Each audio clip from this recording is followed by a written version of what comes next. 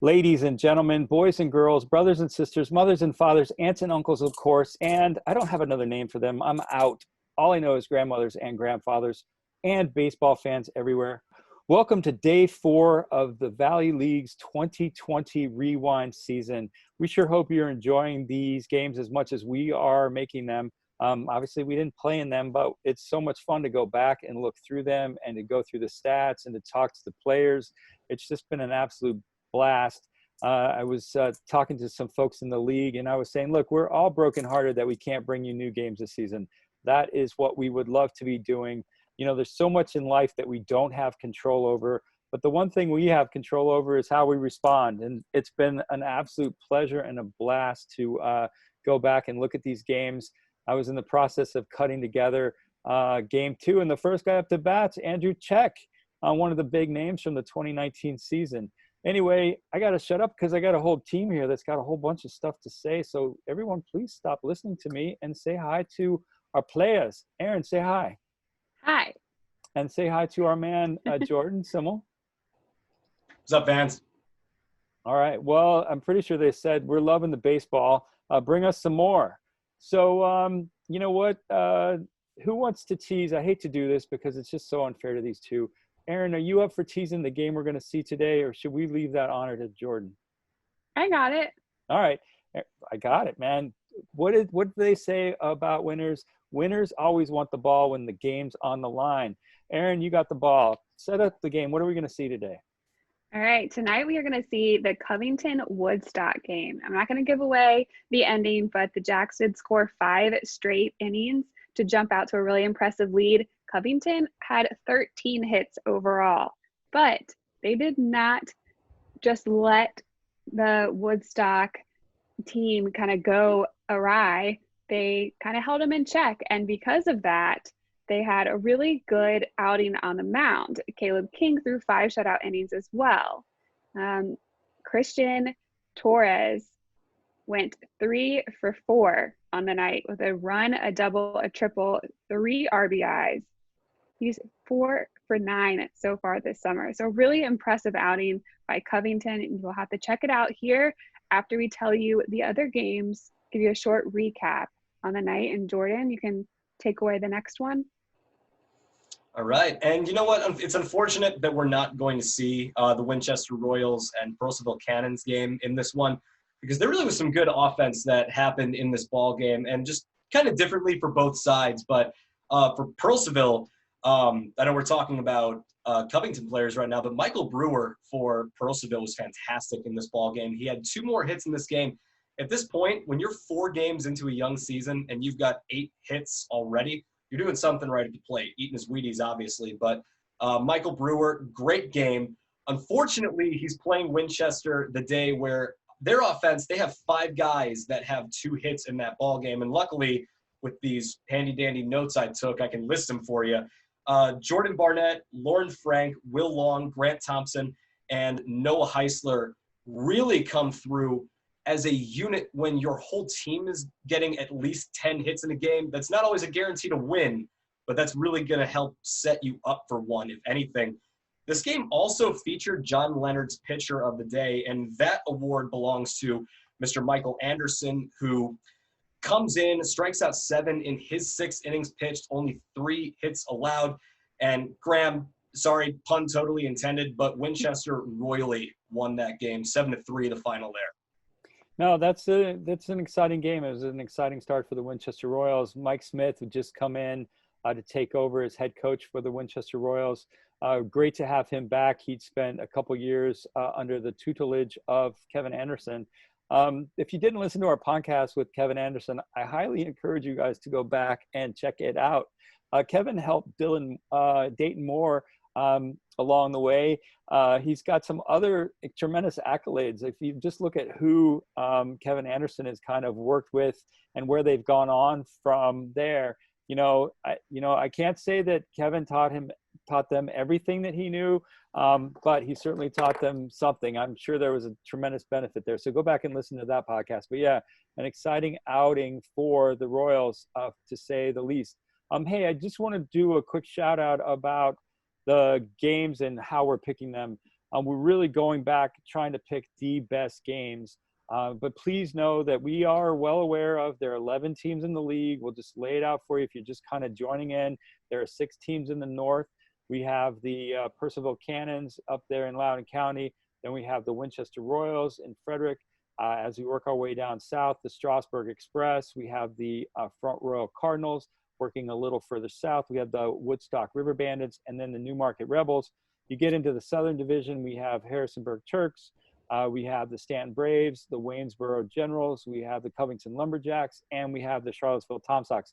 This first couple of days have really been filled with the Covington Lumberjacks. They came on strong. They've been featured in these first few games. That doesn't mean we don't love the other teams in the league. We absolutely do.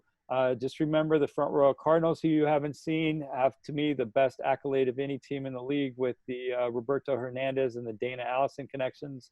If you don't know about that, surf our YouTube channel and you'll be informed immediately. You've seen the Newmarket Rebels. You've seen the Braves. You're going to see Waynesboro and everybody else, I promise you. But we are committed to bringing you one game a night that was the best game from that day. And we will share the love. So just know that it's not going to be all Covington. It's not going to be all Tom Sox. It's not going to be all whatever. It's going to be the best baseball we can bring you. All right, that's what the 2020 season's about. All right, we got to move on a couple other games we're not going to see before we show them the game of the night. Erin, I think it's your turn. Absolutely. We only have one more game tonight to recap. It's the Stanton team against Harrisonburg. Now the Braves scored 3 runs in the first and 5 in the second inning to set the stage for what ended up being a 12-3 blowout. Andrew Check, I know we mentioned him at the top of the show, drove in 5 runs off of 2 homers. Pretty impressive stuff, and he just continues it the rest of the season. Big teaser for what will come with him later on this year. Callaway Sigler had 3 hits for the Braves as well. All of those were doubles. So pretty incredible at-bats for a lot of the Braves team this night. And the pitchers held up their end of the bargain with Reed Salata striking out 6 Turks in 3 relief innings. And again, That was Stanton 12, Harrisonburg 3.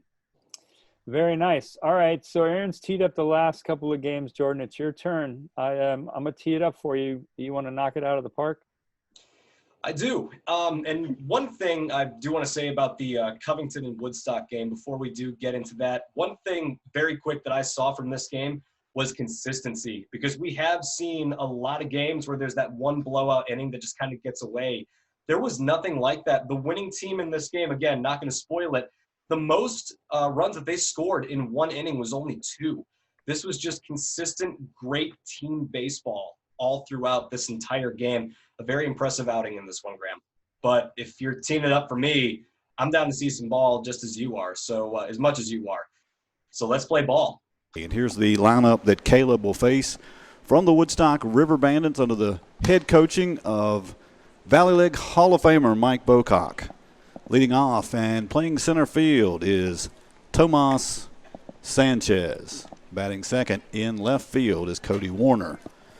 Batting third for the River Bandits is the third baseman, Nick Halisa. Batting fourth, the designated hitter, is James Delouche. Batting fifth at first base, Aiden Nagel.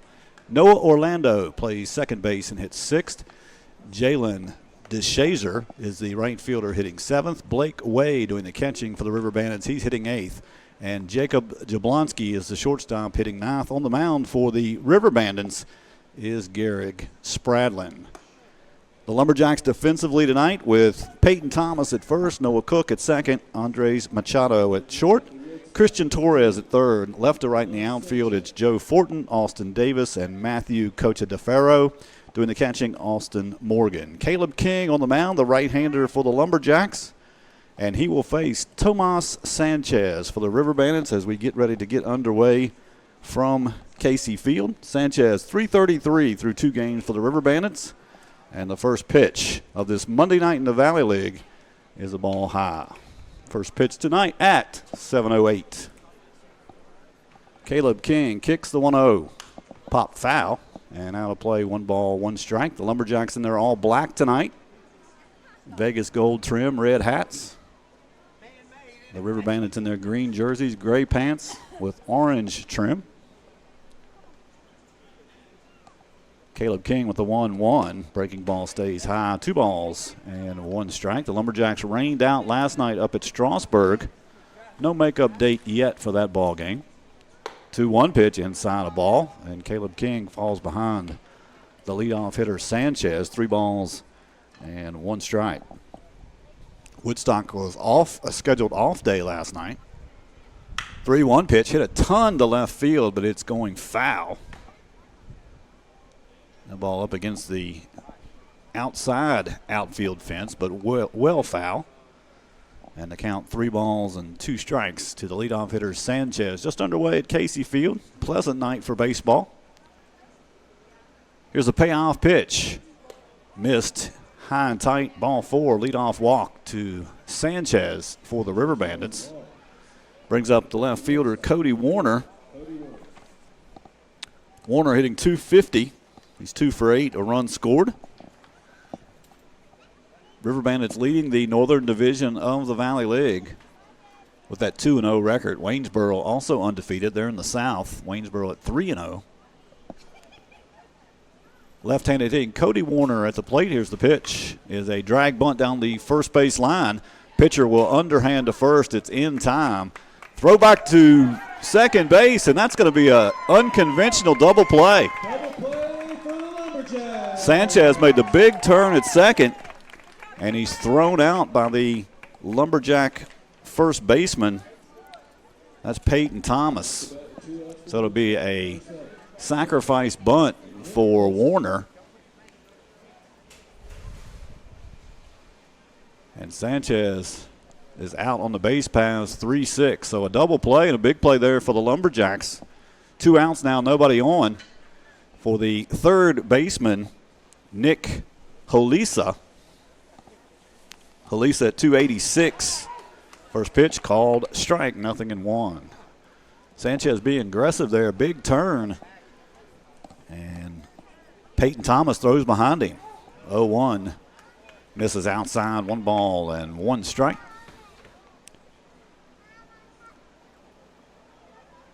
And the pitch from King, breaking ball again, misses 2-1. Lumberjacks on the road for the next 2 nights. In Waynesboro tomorrow and up at Charlottesville on Wednesday. Fastball hit in the air, shallow left. Coming on is Joe Fortin. He'll make the play, and the side is retired. For the River Bandits in the top of the first, no runs, no hits. They didn't leave a runner. We got the bottom half of inning 1. It's the River Bandits nothing, the Lumberjacks coming to bat, and you're listening to the Valley League. Position, no pitch, 0-1 count. Austin Davis hitting 7th, playing center. Austin Morgan 8th, catching.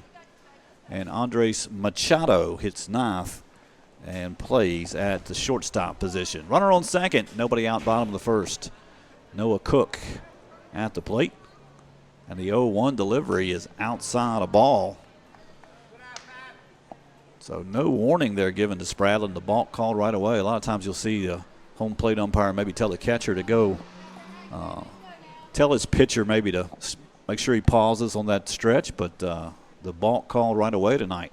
1 ball, 1 strike to count.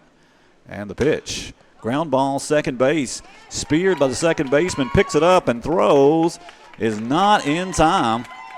And that'll be an error on the second baseman. Noah Orlando. It was a sharply hit ball, but right at him. He cannot make the play, and the Lumberjacks with runners on the corners, first and third. Nobody out for the third baseman, Christian Torres. Torres hitting .200. He's 1 for 5 on the year. And he taps the first pitch foul.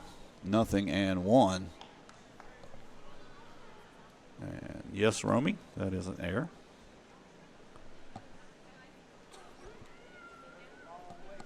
Fortin at third. Noah Cook at first. Nobody out here in the first. Lumberjacks the chance to score early. Here's the pitch. Runner going. Pitch is outside. The throw through is in time. Score that 2-6 on the caught stealing. And there's one out here in the first. Good throw there from Blake Way, the catcher for the River Bandits. Pitch was a ball. It's 1-1. And the pitch to Torres. Ground ball up the middle, and that will sneak through for a base hit. Christian Torres with the RBI single off the shortstop's glove, Jablonski. And the Lumberjacks take the 1-0 lead on the RBI base hit by Torres. Christian with his first RBI of the summer.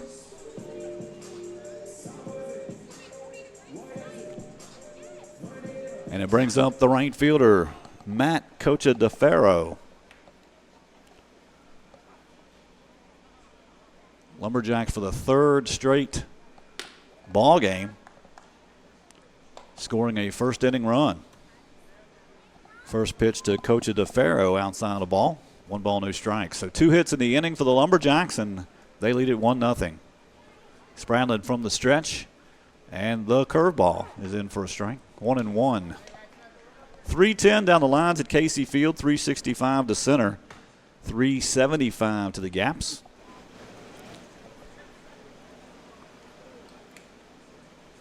Spradlin kicks the 1-1 outside a ball. 2 balls, 1 strike. Woodstock 5-37 a year ago, and made some major changes in their front office and coaching staff, and they brought on one of the best in the business, Mike Bocock. And they're 2-0 this year. That pitch in the dirt, scooped again by Blake Way. And Spradlin behind Cocha DeFaro, 3 balls, 1 strike. Peyton Thomas on deck for the Jacks. They lead at 1-0 on a Christian Torres RBI single. Here's the pitch, and that one, did it get a piece of him? It did, or it was ball 4 actually. I don't believe it hit him. It was inside. And the Lumberjacks now runners on first and second, 1 out. For the first baseman, Peyton Thomas. Thomas 0 for 4 so far this season. Thomas playing first base this evening. And Spradlin will step off.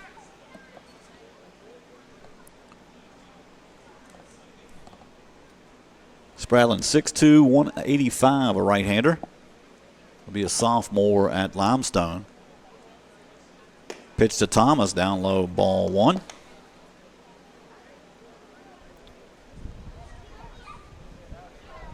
Next home game for the Lumberjacks will be Thursday night. The Strasburg Express comes to town. Here's the 1-0 pitch. Misses, low, ball 2. 2 balls, no strikes to Thomas. Torres at second, Cocha DeFaro at first. Jacks a chance to run up a big inning here in the bottom of the first. 2-0 pitch. Missed high, ball 3. And Spradlin pitched himself into a jam. He's allowed 2 hits and a walk, and there's been a Woodstock error here in the first.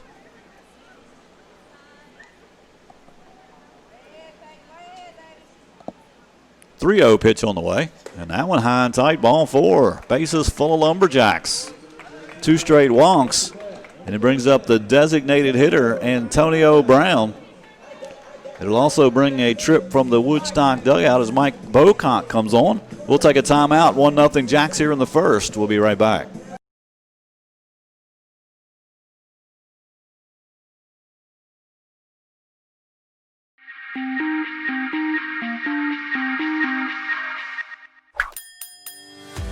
So at Sheets, we really exist to make people's lives easier every day.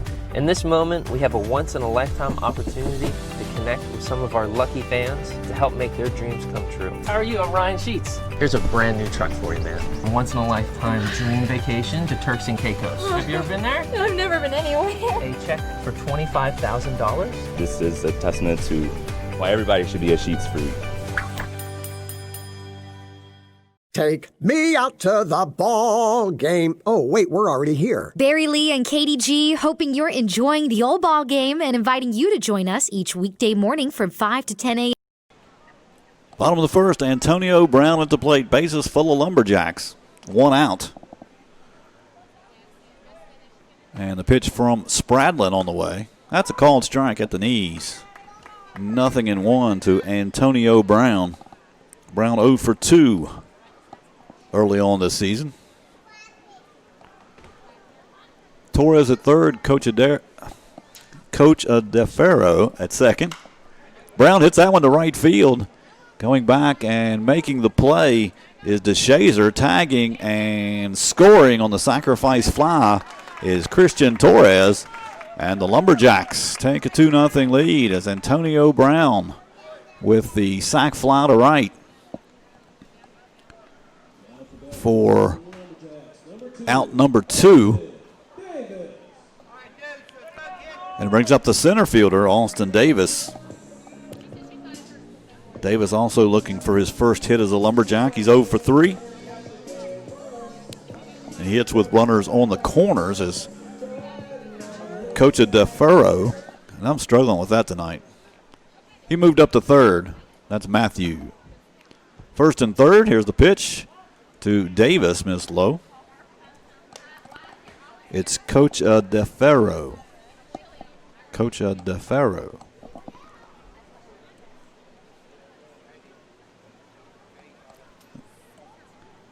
1-0 pitch on the way. And Austin Davis taps it foul. And I still got it wrong. It's Coach Defero. Coach Defero. Come on, man. Eric, help me out.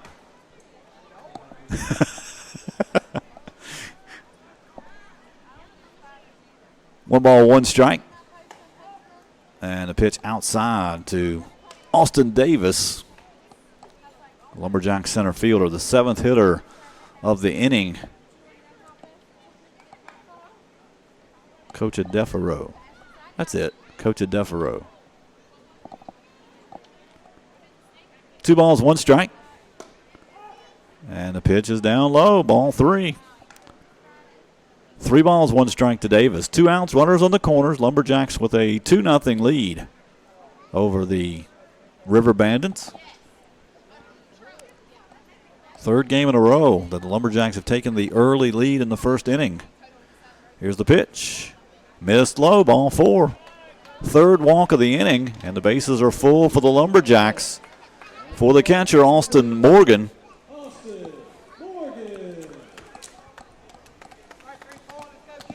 Austin's got 4 at-bats so far. He's 0 for 4 on the year. And a chance to break out of that little early offer. Drive in a couple runs here. Coach Defero at third. Thomas at second. Austin Davis at first. And the pitch from Spradlin. Right through there for a strike. 0-1.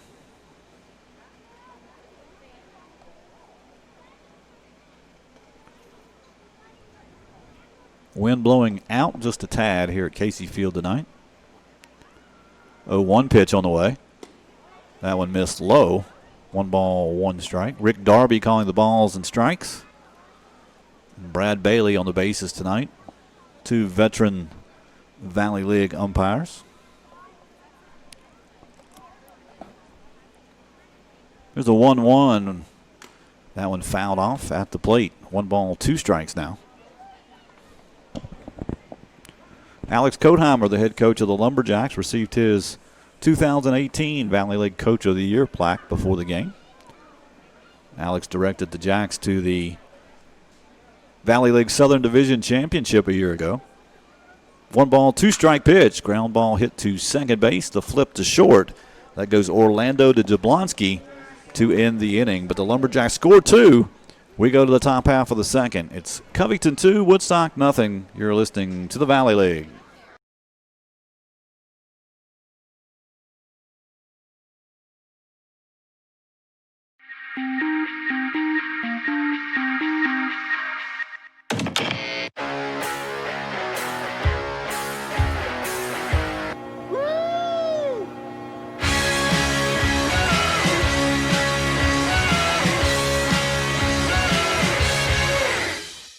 Take me out to the ball game. Oh, wait, we're already here. Barry Lee and Katie G, hoping you're enjoying the old ball game and inviting you to join us each weekday morning from 5 to 10 a.m. on your 92.5 Wink FM.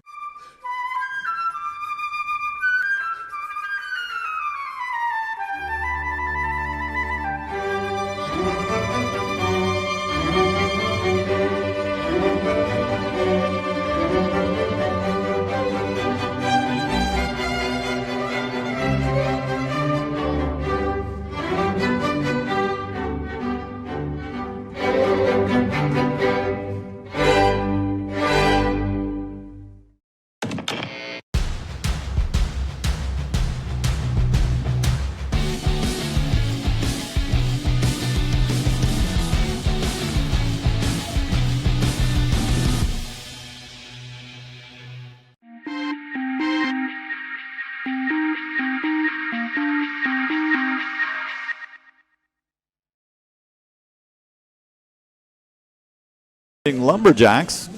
It'll be 4, 5, and 6 for the River Bandits here in the top of the second. James Deloche, Aiden Nagel, Noah Orlando for Woodstock. Deloche, the DH tonight for Woodstock. First pitch, high and tight, ball one. Deloche 1 for 5 on the year, has a run scored and an RBI. As Caleb King begins his second inning of work. Pitch fouled, backing out of play. 1 ball, 1 strike to the DH for the Woodstock River Bandits.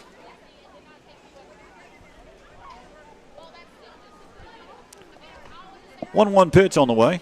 That one in the dirt, 2-1.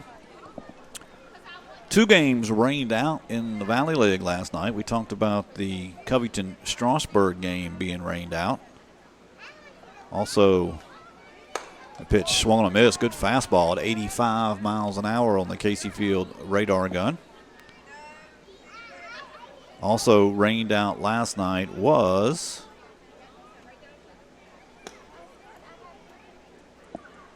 pitch outside. Connection is not cooperating. Winchester Newmarket was also rained out last night. Pitch fouled off. Remains full. Finals in the league last night. Harrisonburg over Front Royal 5-1. Waynesboro defeated Percival 12-4. And Charlottesville got all over Stanton 18-4. That pitch runs inside and got a piece of Deloche. Got him right around the wrist area. Hope he's okay. Leadoff hitter aboard.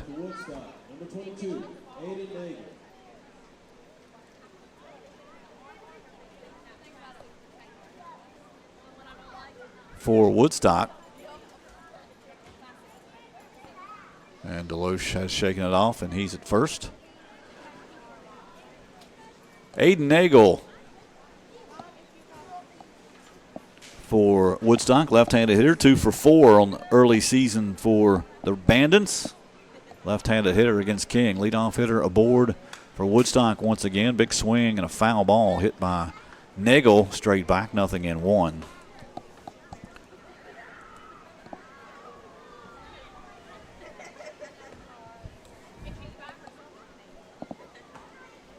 Oh, 1 pitch, again fouled off, 0-2.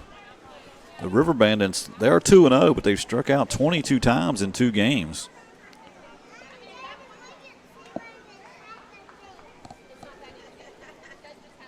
Lumberjacks have struck out 16 times in 2 games. Here's the 0-2. There's a strikeout. On demand, Caleb King gets Nagel swinging for out number 1. For the second baseman, Noah Orlando. He's 1 for 3 with a run scored in 1 outing this summer.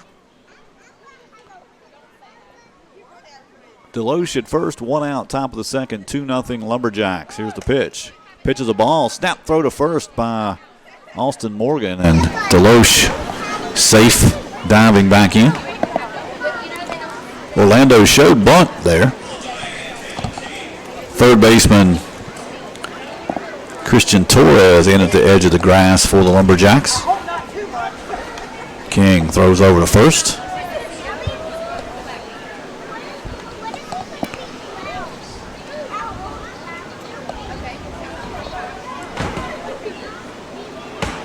And King to the plate. The 1-0 pitch. Swung on a miss. Strike one. We mentioned Mike Bocock being the head coach. He's coaching with his son this summer. Tyler Bocock, one of the Woodstock assistants. Paul Ackerman and Sean Simonis, along with Charlie Shepard, complete the Woodstock coaching staff.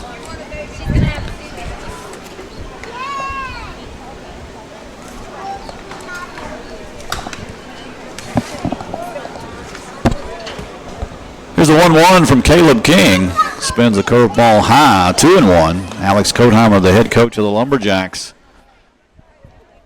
Greg Stegani, Stephen Davis, and Joe Goddard, the assistants. 2-1 pitch from King, fouled back. Joe Goddard volunteering at home games. He lives just across the state line in Beckley, West Virginia. And Joe, former Major League catcher, called a season for the San Diego Padres back in the 70s. 2 balls, 2 strikes. Here's the pitch. Runner going. Pitch fouled off. So Deloche will have to trot back to first base.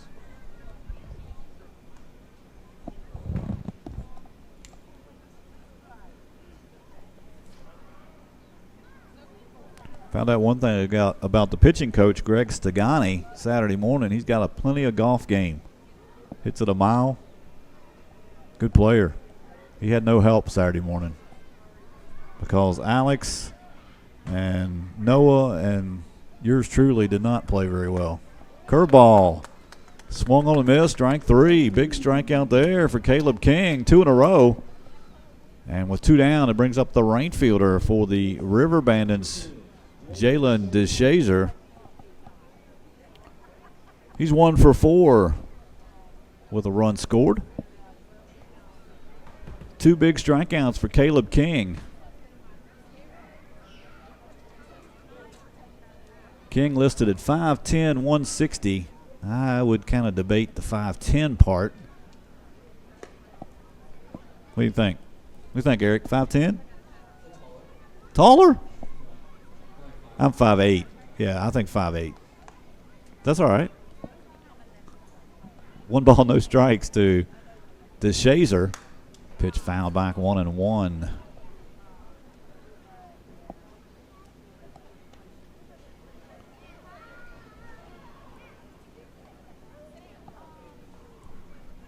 Mike Bocock flashes the signs in the third base coaching box. Mike coached here in Covington a few years back.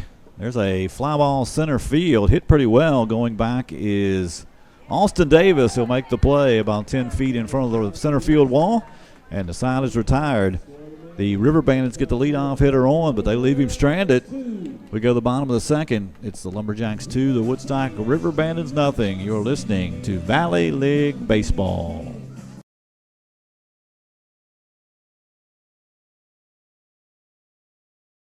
Bottom of the second, 2-0 Lumberjacks. Will be 9-1-2. Andres Machado, Joe Fortin, and Noah Cook for the Jacks. Machado 1 for 3 in a couple of games so far this summer. And the first pitch of the bottom of the second from Garrick Spradlin is a foul tip into the glove of Blake Way. And it's 0-1. Lumberjacks 2 runs and 2 hits. There was 1 Woodstock error there in the bottom of the first. Breaking ball from Spradlin had Machado bailing, called strike 2.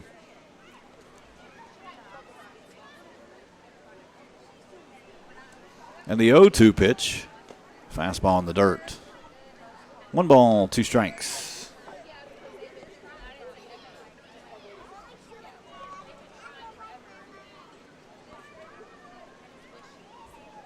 Another breaking ball. Machado just fouling it off. count stays at 1-2. Just 3 games scheduled tonight in the Valley League. There's a ground ball up the middle and through for a base hit. Andres Machado with the leadoff single. And for the second straight inning, the Lumberjacks with their leadoff hitter aboard. For the top of the lineup, Joe Fortin. Joe from Los Angeles, California, goes to the University of Rhode Island. Talk about your culture shock. Los Angeles, California to Covington, Virginia. Left-handed hitter. Singled and scored in the first for the Jacks. Here's a pitch. Runner going. Here's the throw from Blake Way, and it is in time for the second time in 2 innings. Blake Way has gunned down a Lumberjack base runner. This time it's Andres Machado. Pitch was a ball outside. Caught stealing goes 2-6. And there's one down. Here's the 1-0 pitch. That one laced to the right field corner. That's extra bases for Joe Fortin. And actually that'll get behind the fence. It'll be a ground rule double. And now you wish you had that caught stealing back. That would have made second and third. Instead, a runner on second with 1 out. The ground rule double from Fortin. He's 2 for 2.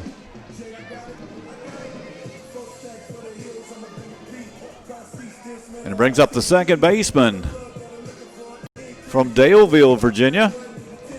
And VMI Noah Cook. Cook reached on an error in the first.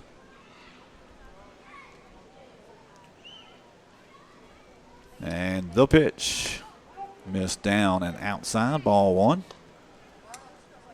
Noah played his high school baseball at Liberty Christian Academy in Lynchburg, one of the top programs around.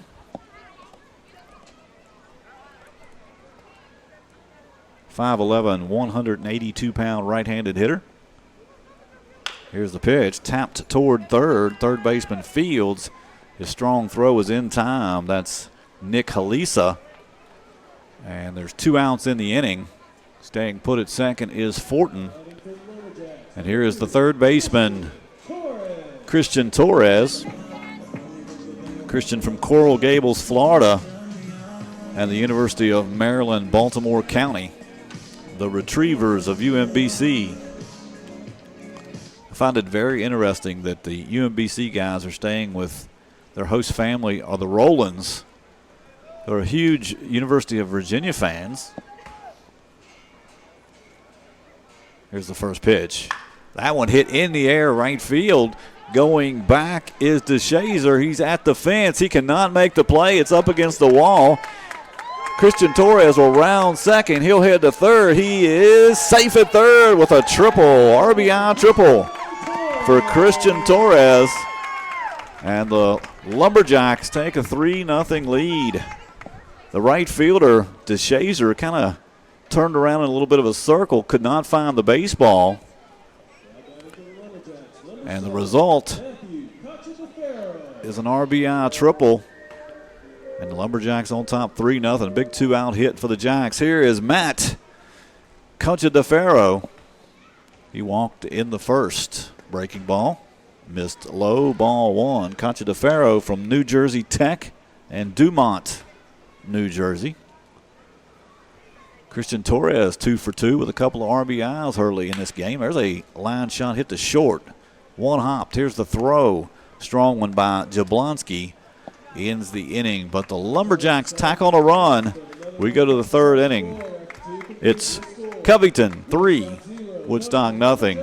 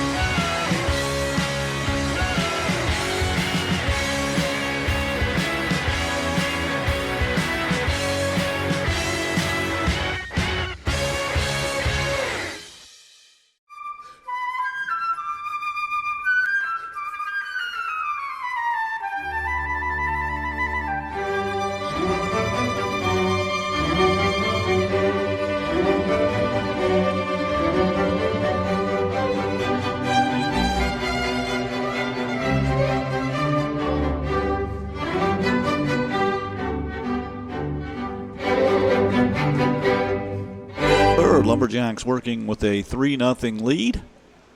And it'll be 8-9-1 for the River Bandits. Blake Way, Jacob Jablonski, and Tomas Sanchez.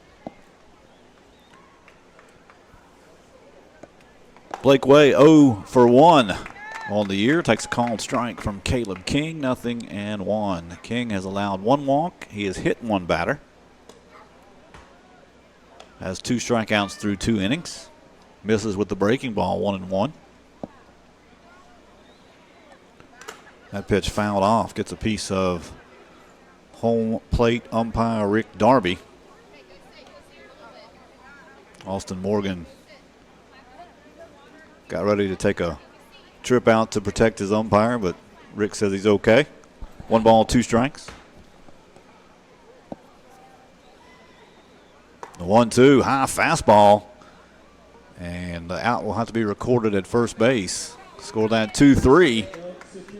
3 strikeouts now for Caleb King.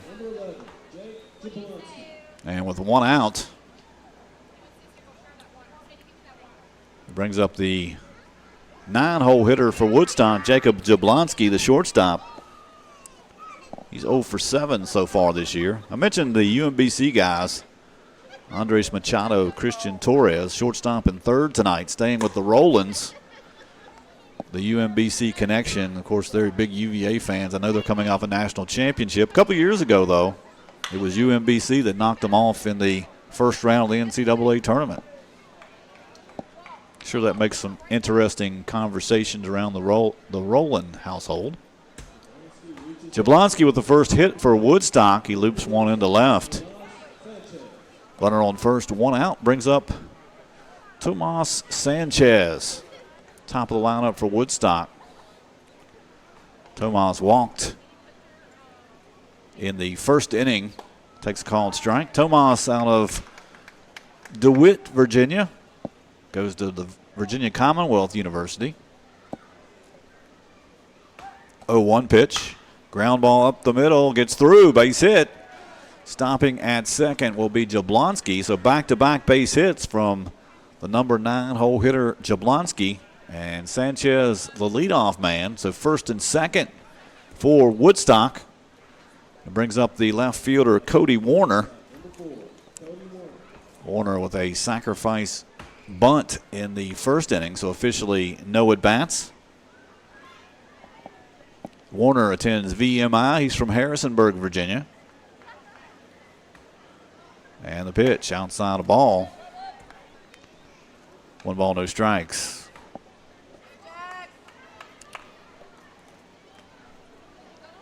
Left-handed hitter Warner.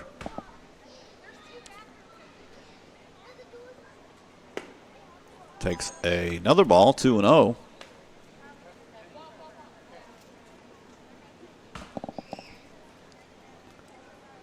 Warner listed as a catcher on the Woodstock roster, playing left field tonight. Here's the 2-0. And Caleb King falls behind 3 balls and no strikes. Just got an update on the real sporting event tonight, my Monday night summer bowling team. And led tonight by James Conrad, who was the Lumberjack head coach several years back, now my son-in-law. Pitches a ball and runs the bases loaded for Woodstock. It'll also bring a trip from Greg Stegani, the Lumberjack pitching coach. We'll take a timeout. 3-0 Jacks, but Woodstock threatening here in the third. We'll be right back. 1 out here in the third, and it's Nick Holisa from Virginia Tech. Blacksburg native, 6'3", 205-pound left-handed hitter. And Caleb King has got some pitching to do. First pitch fouled off, 0-1. Jacks on top 3-0. They scored 2 in the first, 1 in the second.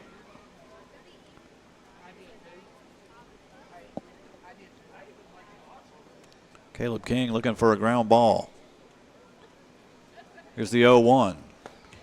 Good breaking ball. Swung on a miss, 0-2 the count. He fooled Halisa. James Deloche, the DH, on deck. Working from the stretch, Caleb King, 0-2, fouled off. Don't forget, if you're in this area or in the Shenandoah Valley this summer, take in a Valley League baseball game. Good baseball. The Valley League gateway to the majors. Here's the pitch. Breaking ball. Swung on a miss by Halisa. Big strikeout there for Caleb King, his 4th of the evening. And now it's 2 outs and the bases loaded. For the designated hitter, James Deloche. Chesapeake, Virginia, his hometown, goes to Norfolk State. First pitch swinging, pops it up shallow right, coming on the right fielder will make the play. That's Coach DeFaro, and Caleb King works out of a bases loaded jam. We've played 2.5 from Casey Field. It's Covington 3, Woodstock nothing. This is the Valley League. Bottom of the third, 3-0 Lumberjacks. Peyton Thomas to lead things off for the Jacks. He walked in the first. And the first pitch of the bottom of the third is a called strike. Peyton Thomas from the University of North Alabama and Phil Campbell, Alabama. Here's the 0-1. There's a line drive, base hit to left. Again, the Lumberjacks start an inning with a base hit. Hit number 6 for the Jacks. And it brings up the designated hitter, Antonio Brown from Dunbar, West Virginia, and West Virginia State University. So each inning so far tonight, the Lumberjacks with leadoff base hits.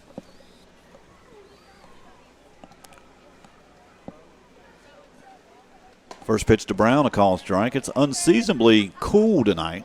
In fact, we may have to turn the air conditioner off. That usually doesn't happen in the Valley League.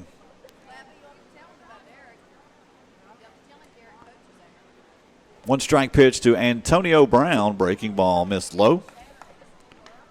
1 ball, 1 strike.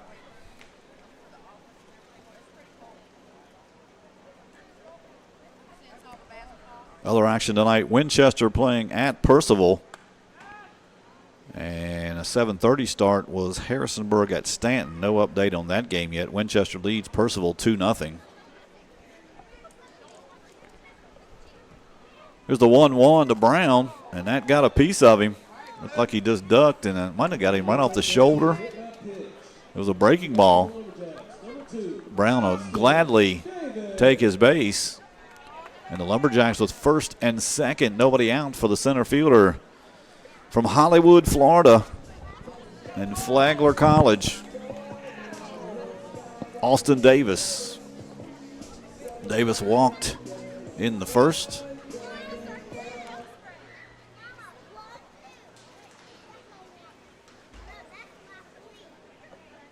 And the pitch to Davis is a one-hopper hit foul wide of first base. 0-1. Davis playing center field this evening.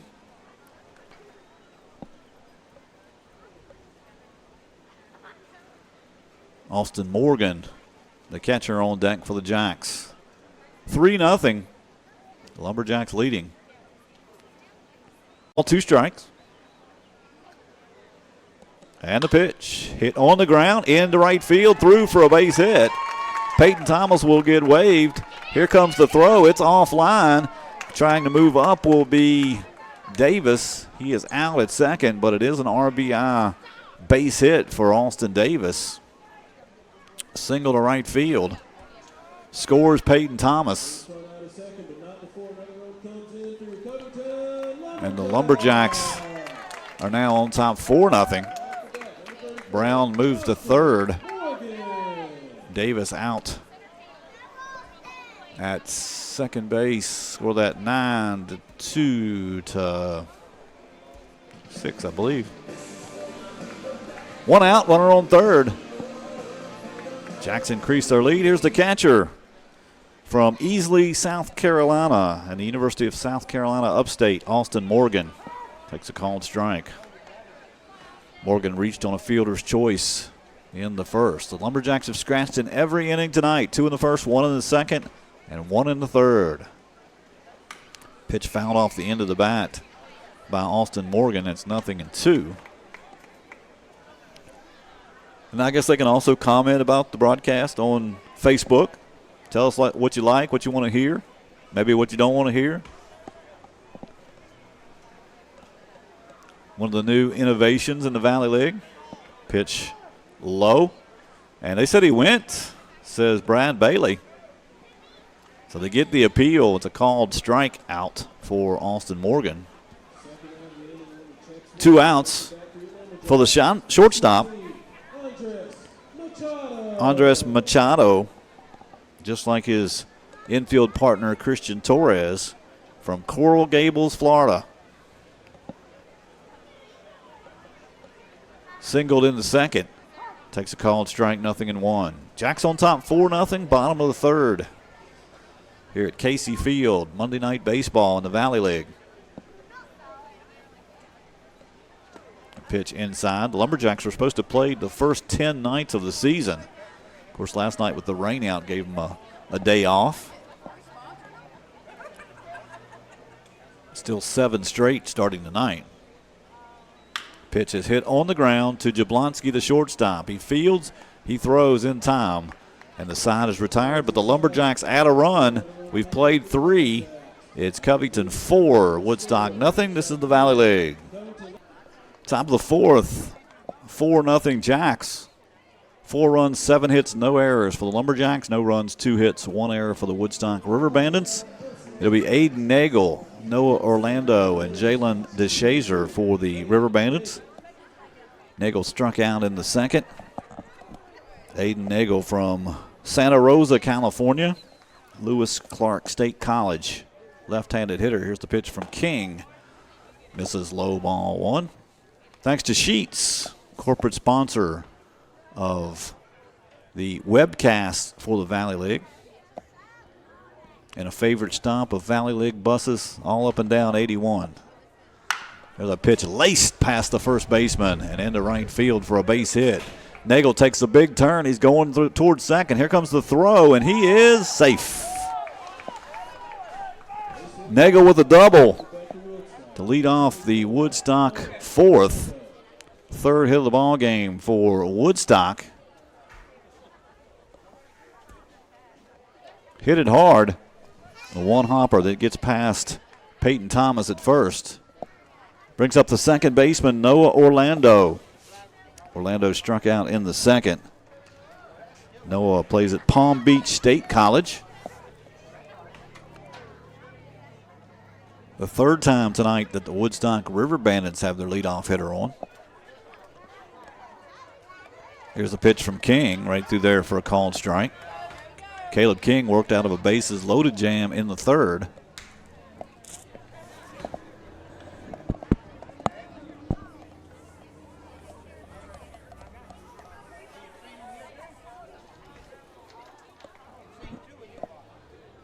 King comes set. Here's the 0-1 pitch. Breaking ball hit foul down the right field line. 0-2. The count on Noah Orlando. He's the 6-hole hitter for Woodstock.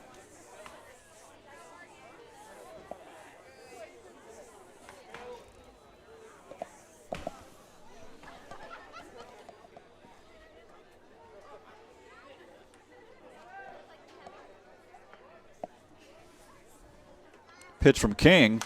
Fouled off again. And we talked about Mike Bocock being a Valley League Hall of Famer. He has over 600 coaching wins in the Valley League. At 42 games every summer, that's a lot of baseball games to win. Mike's been around a long time. He's coached in Covington, Newmarket, Waynesboro, Stanton, and now in Woodstock. I might have missed one in between. Luray, that's right. Yep. Forgot about Luray. Had some big-time success in Luray, winning a couple championships. Pitch inside a ball, 1-2 to Noah Orlando.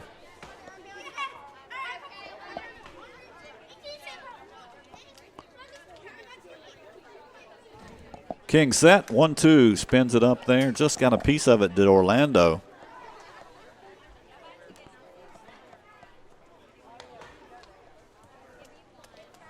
We're in the top of the fourth inning here at Casey Field. It's 4-0 Covington.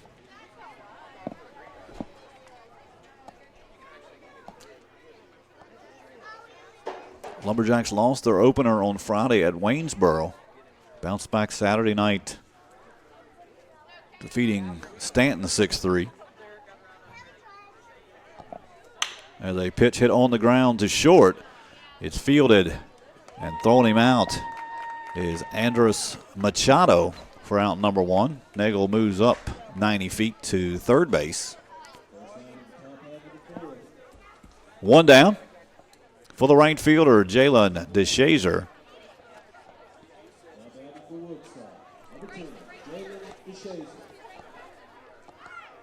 DeShazer from Pine Bluff, Arkansas, and Arkansas State University. So a runner on third with one out. The Jacks will play back. They'll give up a run for an out here with a 4-run lead.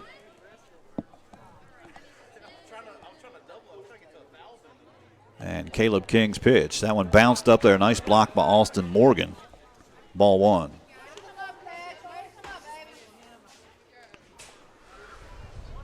I always wonder, should I tell the people that are located right below the press box that everything they say can be heard all over the world on the internet? Austin Morgan was just encouraged by one of the fans. Great job, baby. Pitch fouled off, 1-1 strike. I mean, you never know what you will say. I'm kind of aware of that people are listening to me, but those people down there are not aware of that.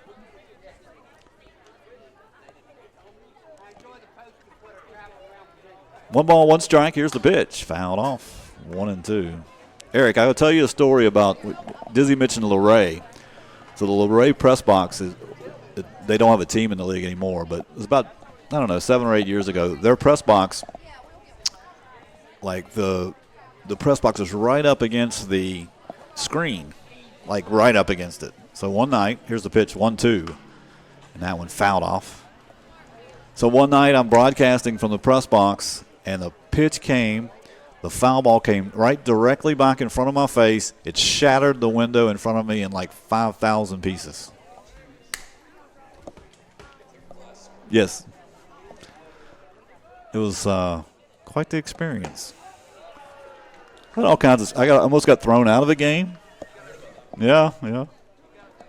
Umpire threatened to throw me out if I kept criticizing over the internet. I've grown up since then. I've matured. Here's the 2-2. Popped up. Shallow right. Coming on Concha DeFaro. And he'll make the play just behind second base for an important out number 2. Some people might debate how much I've matured, but I like to think I have. 2 down. Here's the catcher, Blake Way from Slidell, Louisiana. He's a Cougar from the University of Houston. So Nagel with the leadoff double. He stands at third with 2 outs. It's Caleb King trying to protect his shutout. Here's the pitch. Swung on a missed, 86-mile-an-hour fastball, 0-1. I'm not picking these numbers out of the air. There's a radar gun down one level below us in the press box, and it registers on the scoreboard. One of the kind of neat features here at Casey Field. 0-1 pitch. Fastball high, 1-1 strike. And it's fairly accurate. We had some scouts up here last year, and once in a while it might be 1 or 2 miles an hour slow, but pretty accurate. Breaking ball just missed. He wanted that one, didn't get it. 2-1, says Rick Darby, the home plate umpire.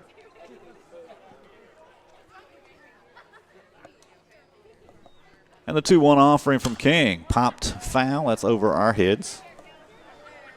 2 balls, 2 strikes.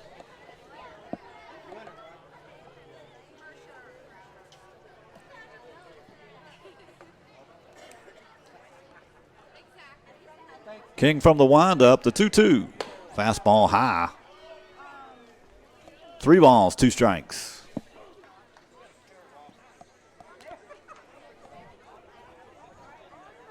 And the payoff pitch from Caleb King. Popped up in the infield. Actually, it's going out to the right fielder. And it's Concha DeFaro to squeeze it for out number 3. Caleb King leaves another runner in scoring position. And we have played 3.5. It's the Jacks leading the Woodstock River Bandits 4-0. We'll be right back.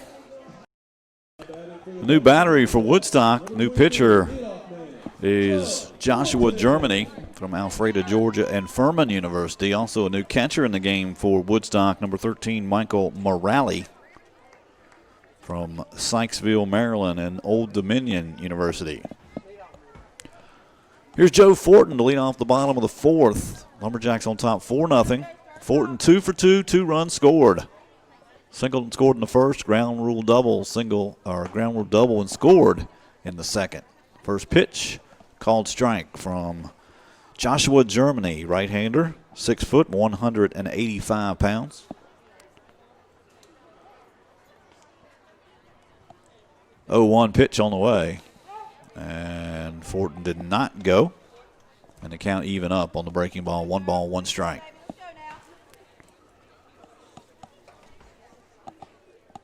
Joe Fortin came into 0 for 2 on the year, so now 2 for 4, hitting .500. Pitch fouled off, 1-2.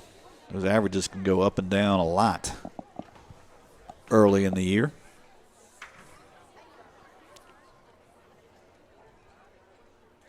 Scoreboards went on the blink somehow out there. Here's a 1-2 pitch. And Fortin pops it up, shallow right, coming on the right fielder. Second baseman going out. That's in no man's land. Joe Fortin's got a 3 for 3 day. Didn't hit that all that well, but in the right spot. It falls between Orlando, the second baseman, DeShazier, the right fielder, and Sanchez, the center fielder. And again, a leadoff base hit for the Jacks, 4th straight inning. And here's the second baseman, Noah Cook. Cook 0 for 2, reached on an error in the first, bounced out to third base in the second. Lumberjacks now with 8 hits through 3+ innings. There's a pitch to Cook, fastball high, 1 ball, no strikes. Thanks to Subway, another one of our corporate sponsors for our webcasts. Here's the 1-0 pitch, fastball high. 2-0 to Noah Cook.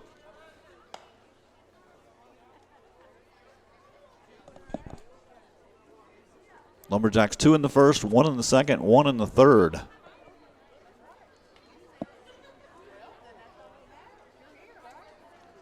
And the pitch, fastball gets past Cook, 2-1. Cook hitting second. Christian Torres, the 3-hole hitter on deck for the Jacks. Lumberjacks on the road in Waynesboro tomorrow night to meet the Generals.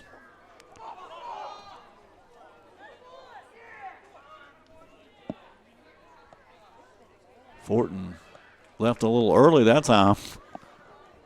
Germany stepped off and Fortin went scrambling back into first base. 2-1 pitch to Cook. Breaking ball missed outside. And a balk has been called, so no pitch. Second balk called by the home plate umpire, Germany. So it would be no pitch. And Fortin moves up 90 feet to second base. Second balk called by Rick Darby tonight.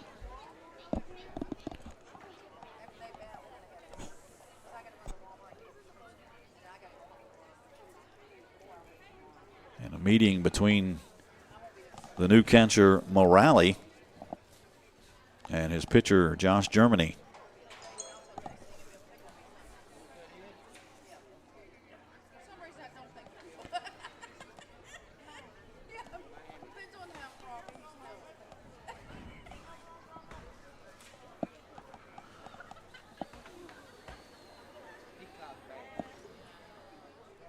Here's a pitch from Germany and over the head of the batter, moving up to third base on a pass ball will be actually probably a wild pitch as that ball Nearly took Noah Cook's head off. We'll call it a wild pitch as Fortin moves up to third. That was a fastball high and tight. So runner on third now, nobody out. And the infield moves the shortstop at least. Jablonski moves in, so second baseman Noah Orlando now. 3 or 4 steps behind the infield grass. 3-1 pitch on the way to Cook. High ball 4. And runners at the corners for the Lumberjacks. First and third for Christian Torres, the third baseman.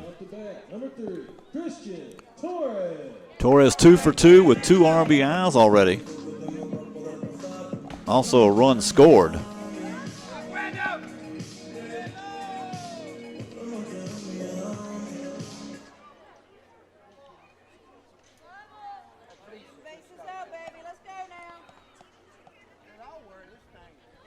Left-handed hitter Torres. Here's the pitch. In the dirt, ball 1.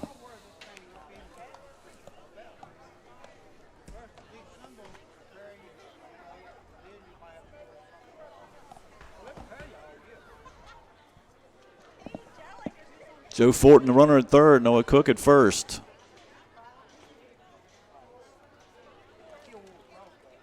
And the 1-0 delivery is a one-hopper right back to the pitcher. It'll go 1-6-3 with a double play, but Fortin will score.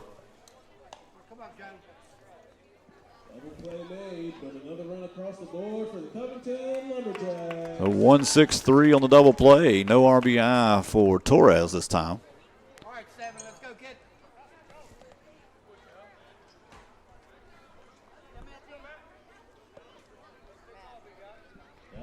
5-0 now. Here is Matthew Cocha-Defero. 0 for 1 with a walk. And the pitch. Breaking ball missed low. That ball hit sharply by Torres. A one-hopper. It's a base hit if it gets past Germany. But he's able to stab it and start the 1-6-3 double play. 1-0 pitch. Swung and missed. 1-1 to Cocha-Defero.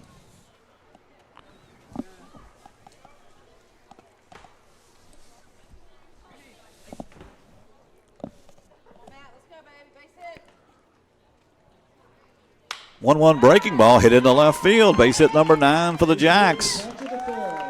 Cocha-Defero with the single.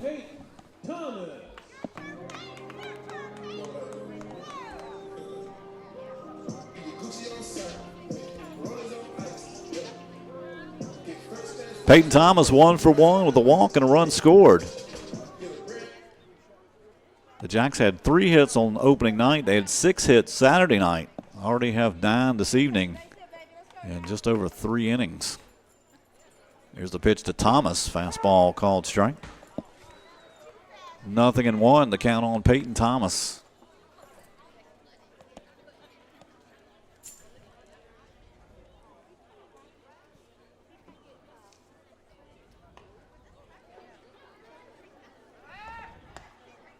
Throw to first, checking on Cocha-Defero. He's back.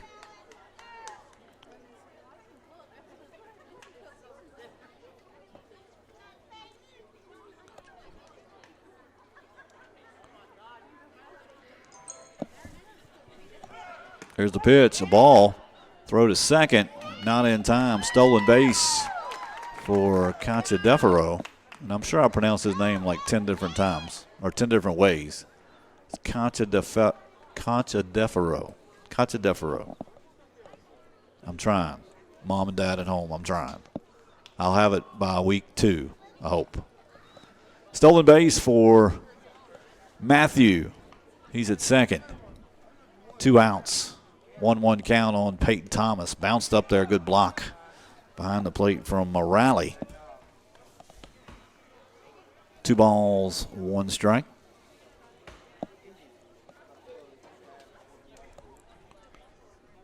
Five nothing Lumberjacks.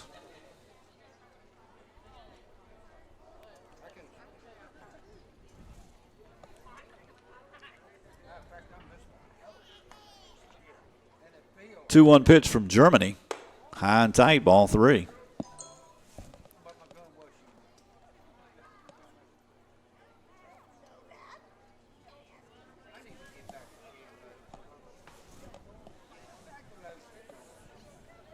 3 balls, 1 strike. Antonio Brown on deck for the Jacks. The 3-1 low, ball 4.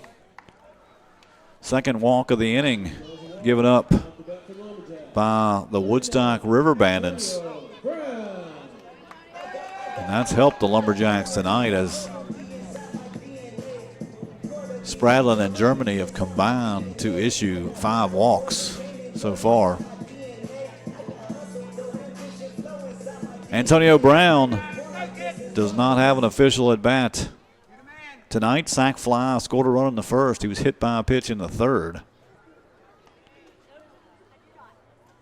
And the pitch to Brown on the way. Missed low and outside, ball 1.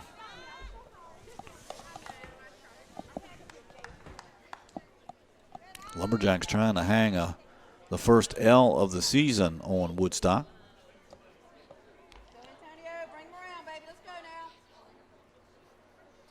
1-0 pitch misses, and it's 2-0.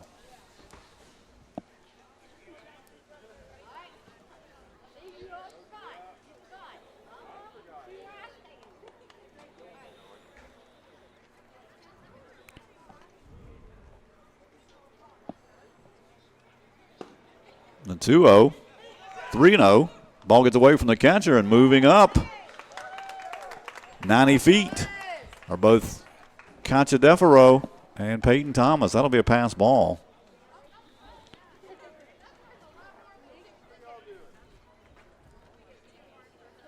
And the count 3-1 to Antonio Brown. Cachadefaro at third. Peyton Thomas at second. 3-1 pitch. Spiked it, ball 4 again. Good block from Morale this time. Keeps it from going back to the backstop. It will result in a walk for Brown, and the bases are full of Lumberjacks with the center fielder Austin Davis at the plate.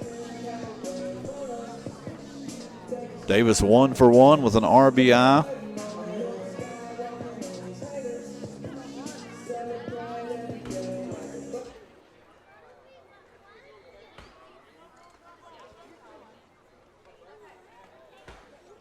Here's the pitch. Davis, check swing, foul ball, 0-1.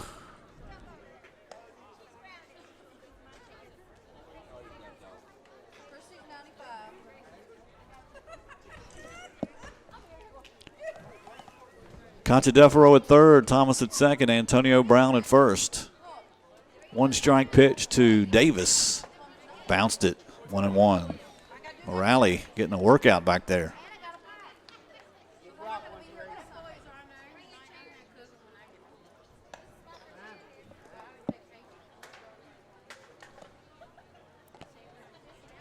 Lumberjacks all black tonight. Black pants, black jerseys. Here's the pitch. Strike called. 1-2 to Austin Davis.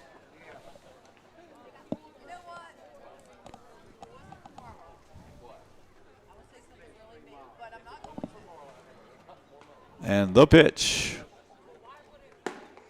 Strike 3 called. Lumberjacks leave them loaded, but they add 1 run. We've played 4 complete. It is Covington 5, Woodstock 0. This is the Valley League.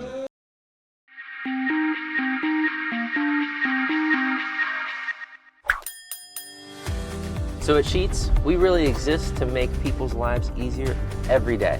In this moment, we have a once-in-a-lifetime opportunity to connect with some of our lucky fans to help make their dreams come true. How are you? I'm Ryan Sheets. Here's a brand new truck for you, man. A once-in-a-lifetime dream vacation to Turks and Caicos. Have you ever been there? No, I've never been anywhere. A check for $25,000. This is a testament to why everybody should be a Sheets freak.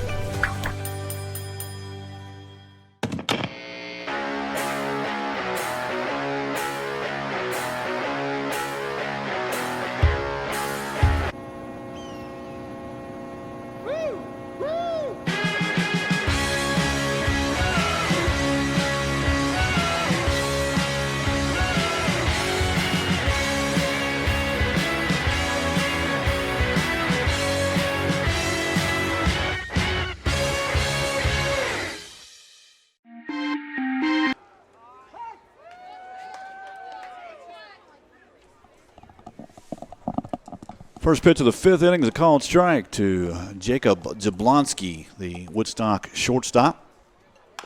Fouls that one off 0-2 quickly. Jablonski from Palmdale, California, Arkansas State University. 5-0 Lumberjacks. 5 runs, 9 hits now for the Jacks. No runs, 3 hits, 1 error for Woodstock. 0-2 pitch. Fastball called, strike 3. Jablonski did not like it, but it is a called strikeout. 1 away.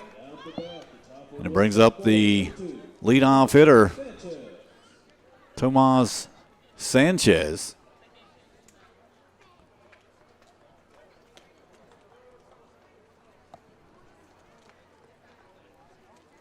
And the first pitch to Sanchez, called strike. Caleb King now with 5 strikeouts, 2 walks. That was pitch number 70. 0-1 curveball missed outside.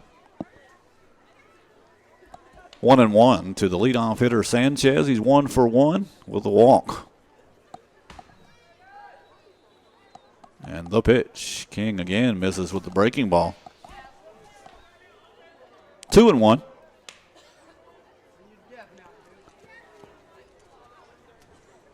Lawrence Nesselrod, West Virginia Tech's head coach, is here. Alex Kodheimer worked for him, as does pitching coach Greg Stegani. And this is one of his starting pitchers, Caleb King, on the mound. I tried to holler at him in between innings. Maybe he'd come up and talk to us a little bit. Ground ball hit to third, and that hits the glove of the third baseman. He picks it up and cannot make the play. That'll be an error on the Lumberjacks third baseman, Christian Torres, and Sanchez will reach with 1 out here in the 5th. First error of the night on the Lumberjacks. Brings up Cody Warner, the left fielder. Warner 0 for 0 on the night. He walked in the third. He laid down a sacrifice bunt in the first. Snap throw to first by Caleb King, and Sanchez back in time.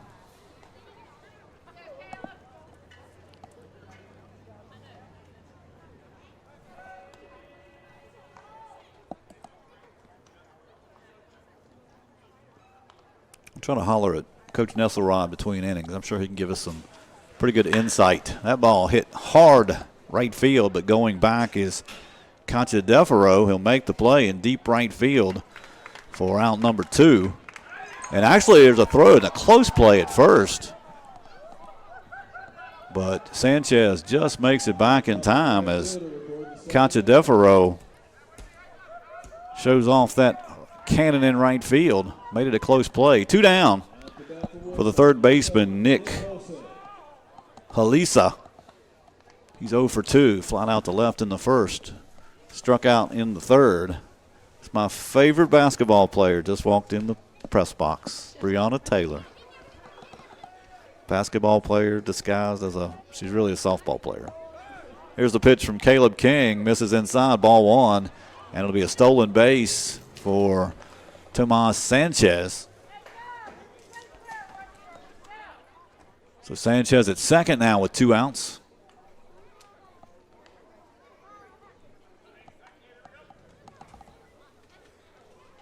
And Halisa at the plate, left-handed hitter. It actually was a ball instead of a strike. So we'll run that back. That pitch also down low. 2 balls, no strikes to Halisa.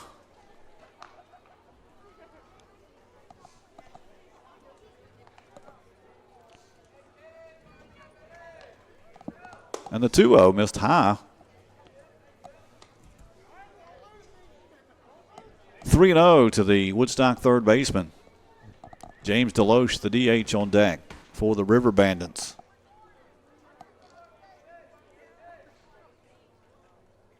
And the pitch, and that hit him.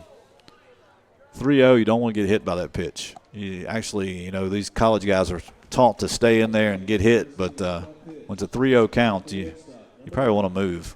That would hurt a lot less First and second, 2 outs. And it brings up the DH, James Deloche.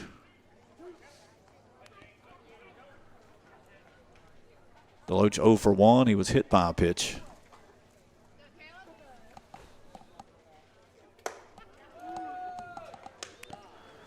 First pitch is a ball. 1-0.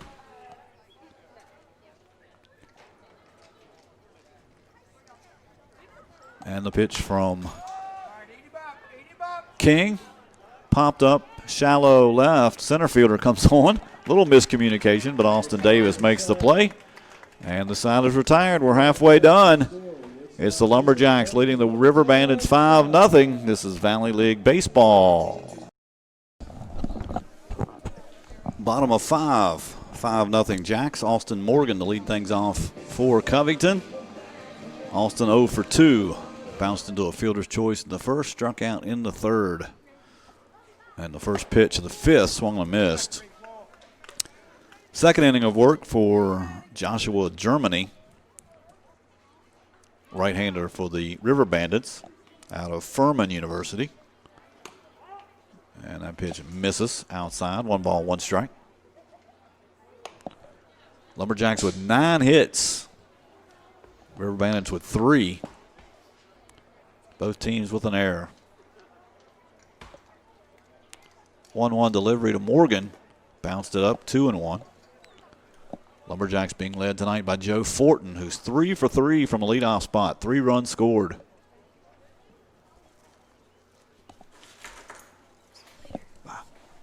Here's the 2-1 delivery. Low ball 3. The common theme tonight for the Jacks is getting that leadoff hitter on. They've done it in all 4 innings. And they're 1 pitch away from doing it here in the 5th. 3-1, fouled off, 3-2.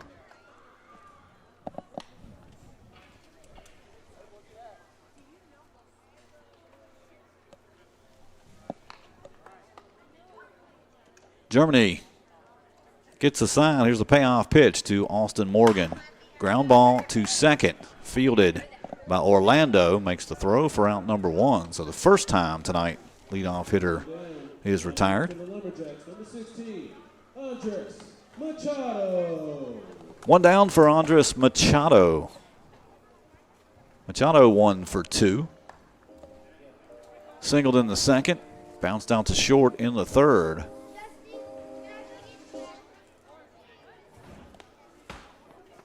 And the pitch from Germany called strike. Radar gun malfunction. That's at 52. Might have been a little quicker than that. Probably about 84, we'll say. Here's the 0-1. Bounced up there, and that got a piece of Rick Darby, I believe. 1 ball, 1 strike. Got him in the hand. And everybody gives Rick a chance to shake that one off. 1 ball, 1 strike to Machado.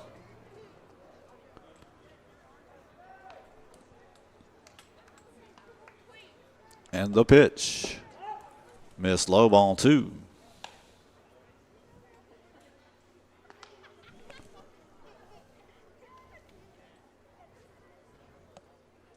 Two balls, 1 strike. And now 3-1 as Machado takes a fastball low.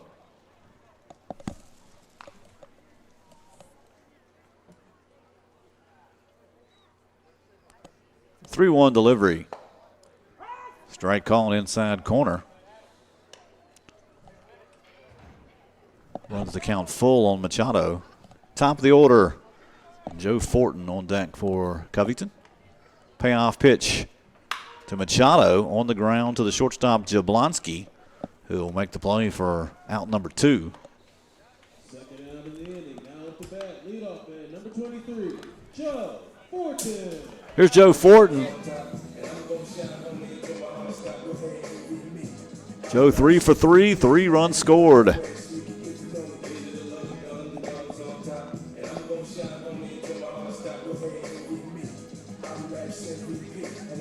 Left-handed hitting leadoff hitter for the Jacks.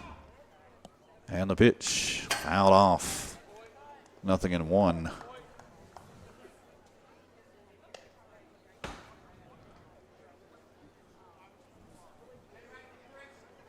Lumberjacks in danger of putting the first 0 of the night on their side of the scoreboard. Here's the 0-1. Breaking ball stays high. 1 ball, 1 strike.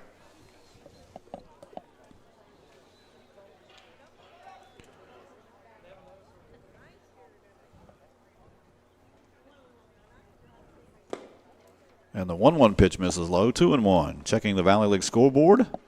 Top 7. Winchester leads Purcellville 7-1. Still nothing on the Harrisonburg-Stanton game. I don't know if they have weather issues up there or not, but nothing showing right now from Gypsy Hill Park on the Valley League website.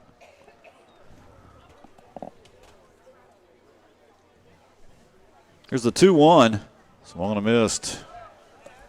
2-2 to Joe Fortin.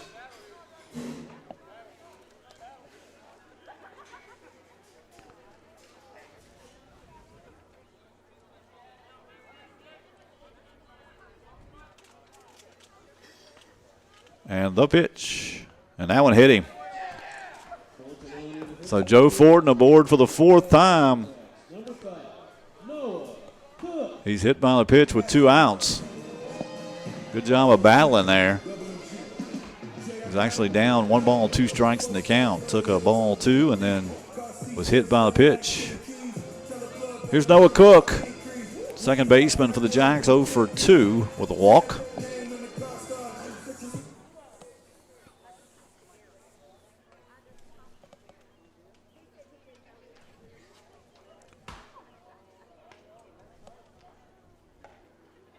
And the pitch. Called strike to Noah Cook, 0-1.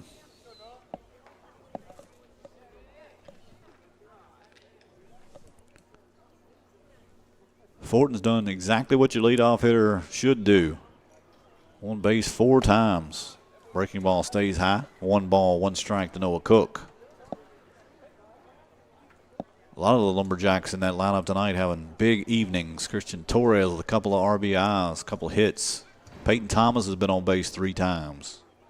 Antonio Brown's been on base twice. Austin Davis has been on base twice. And Noah Cook takes a fastball high, 2-1. Noah Cook's been on base twice. Cachadefero's been on base twice. So Lumberjacks have had a lot of base runners tonight. We're still only in the 5th. 5-0 ball game. And the pitch stays high with a fastball. 3-1.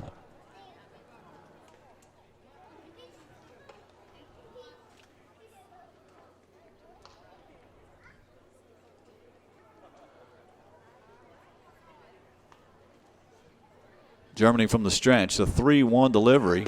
Runner going, pitches a strike. The throw is not in time. Stolen base for Joe Fortin. Pitch was a strike, and the count is full to Cook. Christian Torres hoping for a chance on deck. So runner in scoring position now for Cook.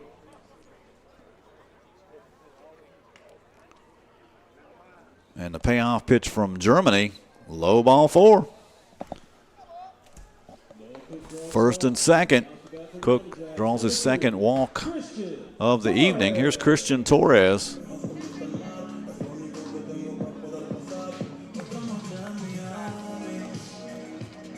Torres 2 for 3. A couple RBIs. A chance to pick up another here.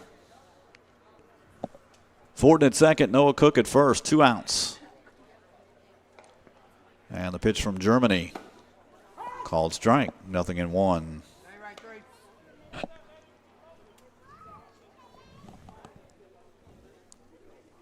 5-0 Lumberjacks.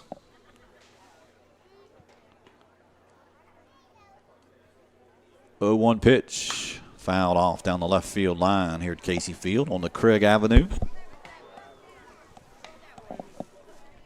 0-2 the count to Torres. Cachadefero in the on-deck circle. Torres trying to keep the inning alive for the Jacks. And the 0-2 on the way. High and tight. And Torres said it hit him. Nobody's believing that, including Rick Darby. 1 ball, 2 strikes to count.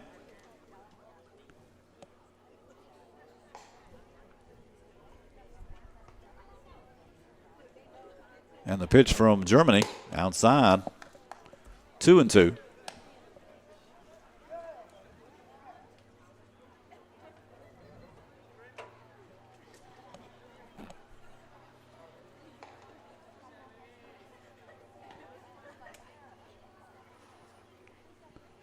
And the 2-2 pitch.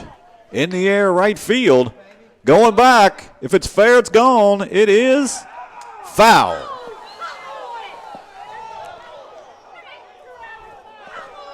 And that has drawn the ire of a lot of people. And now Rick Darby's going out to talk to somebody. Looks like he was going out to talk to Brad Bailey. I did not see the baseball. Did you get a look at it? So the question now is being asked, and now they call it a home run. That might get Mike Bocock fired up. Here he comes. Here comes Mike Bocock out of the Mike Bocock's want to know what the heck's going on now as Christian Torres touches them all in a kind of unusual manner. He's now driven in 5 runs on the night, and the Lumberjacks have increased their lead to 8-0.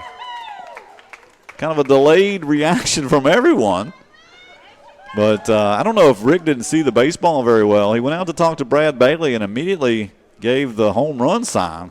And Mike Bocock out now wanting to know just why he changed his mind. We're going to take a quick break. 8-0 Lumberjacks. Will be right back. He said it's a ground rule double. So we're not sure what the score is or what's going on. Now Alex Kotheimer's on the field saying, what the heck is going on? Mike Bocock had won the argument. At least he'd semi-won it. He got the home run down to a double. And now Alex Kotheimer's having a discussion with Brad Bailey and Rick Darby like, how is that a double? To be honest, I did not see the baseball. It's that time of night, and where we're situated, the ball goes up in the air, and I can't see it that well, so I'm not sure what it was. But definitely indecision. So what is the call? We're waiting on it.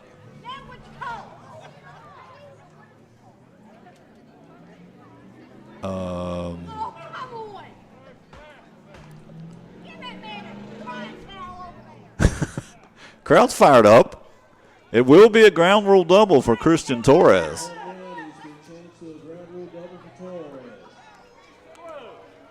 So he'll get 1 RBI. So Forden will score.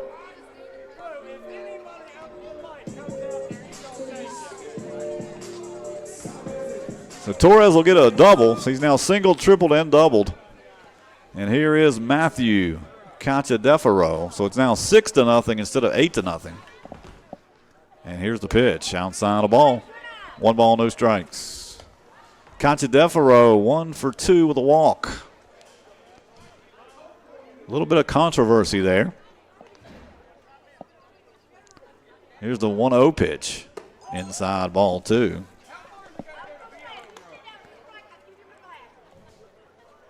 Ooh, definitely woken up the crowd here at Casey Field. It'd been even better if it was like the bottom of the ninth, and it would have been a walk-off. Here's the 2-0 pitch. Called strike 2 and 1. So the Lumberjacks there's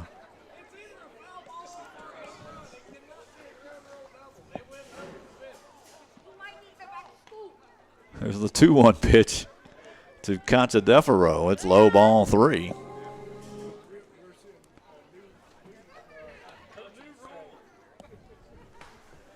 So it's 6-0 Lumberjacks. Now they have 10 hits.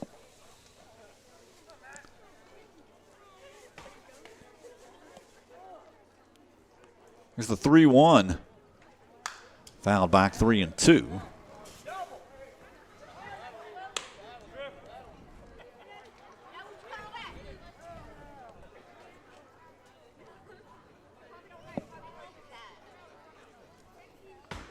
Germany from the set position. Here's the payoff pitch.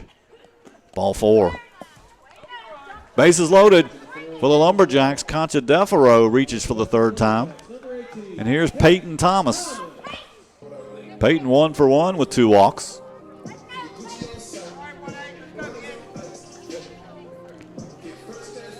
Cook at 3rd, Torres at 2nd, Concha Defaro at 1st.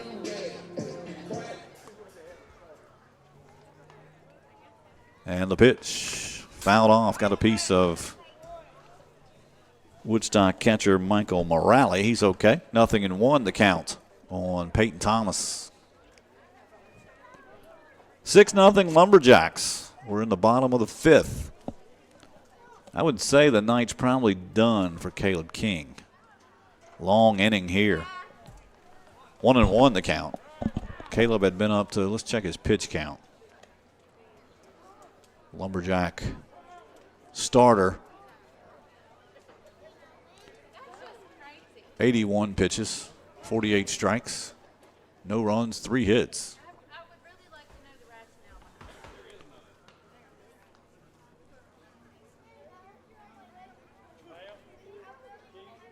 Here's a 1-1.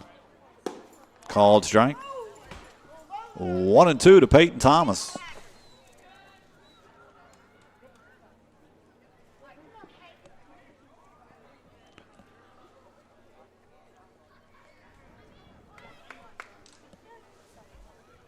And the 1-2 delivery.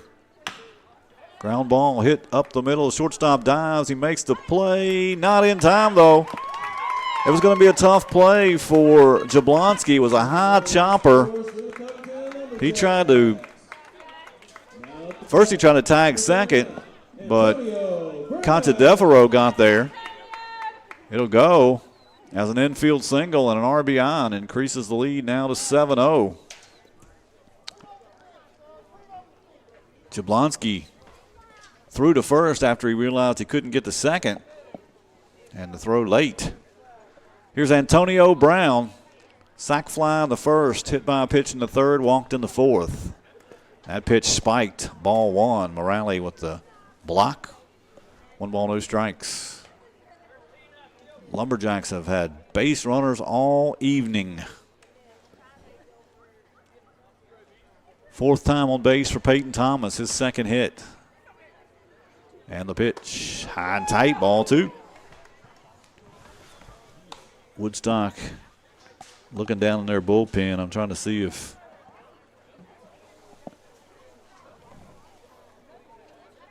they have anybody throwing. Nobody right now. There's the 2-0 to Brown. Ground ball, 3rd base, and he's going to tag the runner. Does Halisa to end the inning. The Lumberjacks score 2 more. We finished 5. It's Covington 7, Woodstock nothing. This is the Valley League Baseball.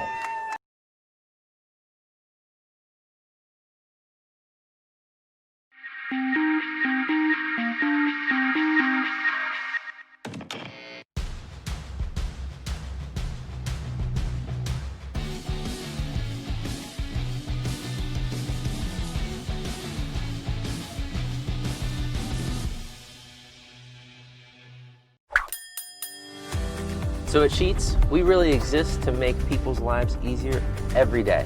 In this moment, we have a once-in-a-lifetime opportunity to connect with some of our lucky fans to help make their dreams come true. How are you? I'm Ryan Sheets. Here's a brand new truck for you, man. A once-in-a-lifetime dream vacation to Turks and Caicos. Have you ever been there? No, I've never been anywhere. A check for $25,000. This is a testament to why everybody should be a Sheets freak.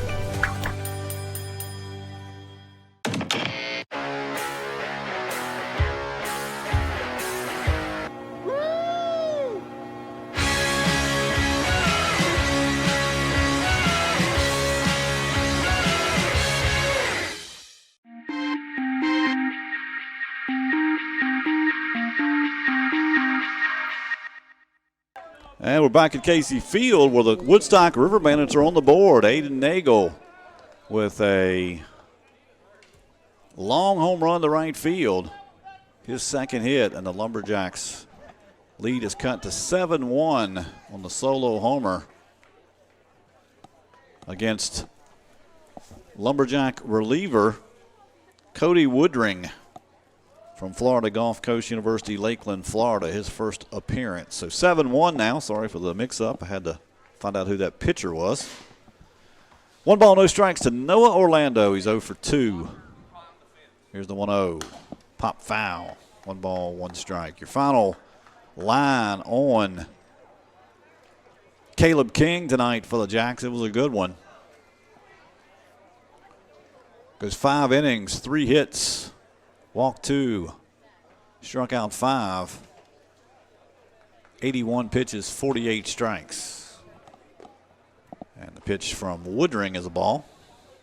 2-1 to Noah Orlando. Early in the season, you got people coming in. Sometimes it's hard to keep track of numbers and who's wearing what. 2-1 offering. Fouled off at the plate, 2-2 as Woodring goes down sidearm there with that delivery. Woodring 6 foot 150. Right-handed pitcher. His first appearance of the year for the Jacks.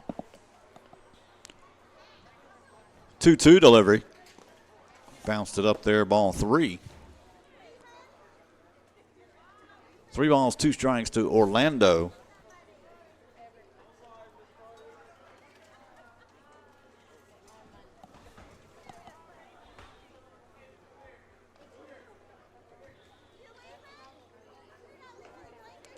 Three-two pitch in the air, right field.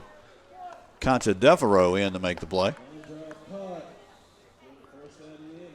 1 down.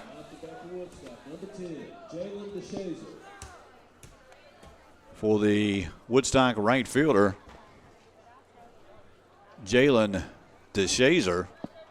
He's 0 for 2, a couple of flyouts.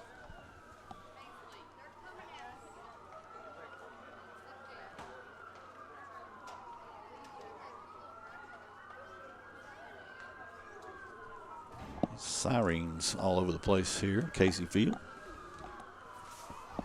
7-1 Lumberjacks leading the River Bandits. Here's the pitch from Woodring, called strike to DeShazer.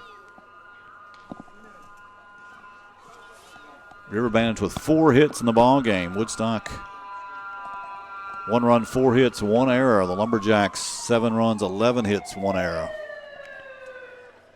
Pitch from Woodring, ground ball backhanded by the third baseman. His long throw in time. Nicely done by Christian Torres. Backhands down the line, makes the long throw for out number 2. Good play there from Torres. 2 away. Here is the catcher, Mike Morale. His first at bat, he came on to catch in the 4th inning for Woodstock.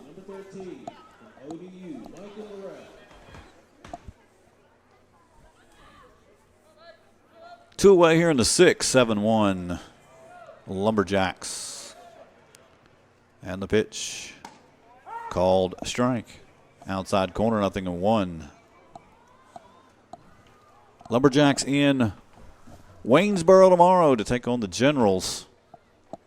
Woodstock will be back at home.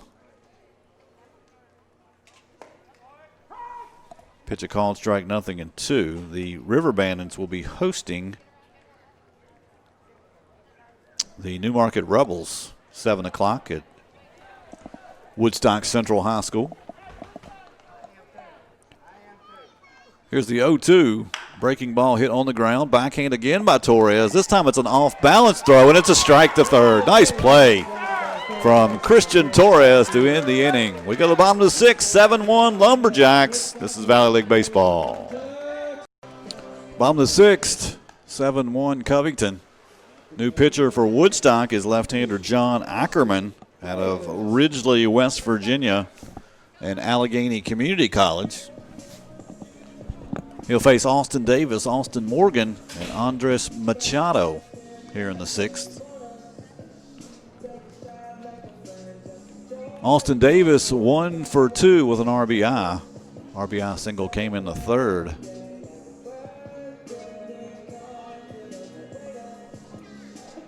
Third pitcher of the night for Woodstock. And the lefty-lefty matchup. First pitch to Davis is a ball. 1 ball, no strikes. We have another lefty throwing in the bullpen down there for the River Bandits. 1-0, left it high, ball 2.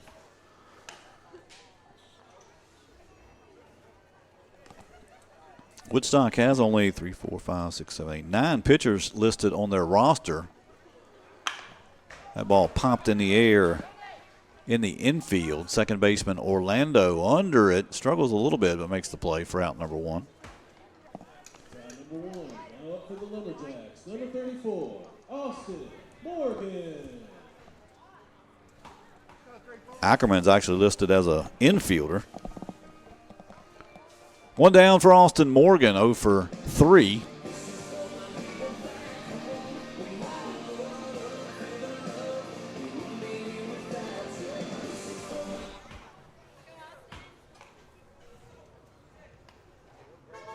And the pitch called strike. 0-1 to Austin Morgan.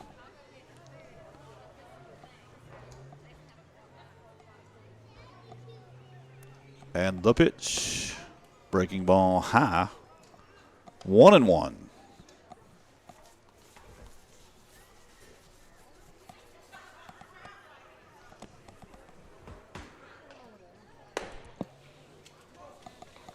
One off speed offering misses. 2 balls, 1 strike. And it's quickly 3-1 now to Austin Morgan.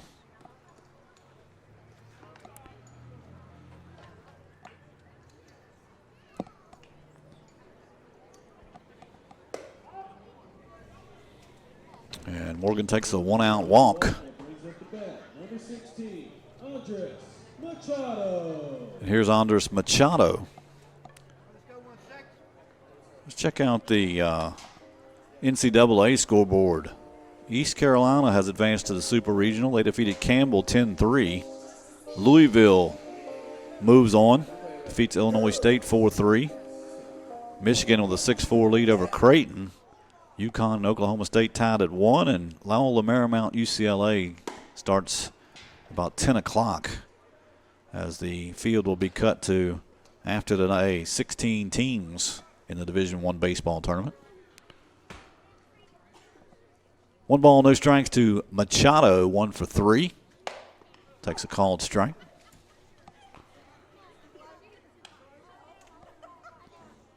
Major League's only 4 games scheduled tonight. Only final, the Cubs defeating the Angels 8-1. Pitch fouled off by Machado, 1 ball, 2 strikes. And only 3 games in the Valley League tonight.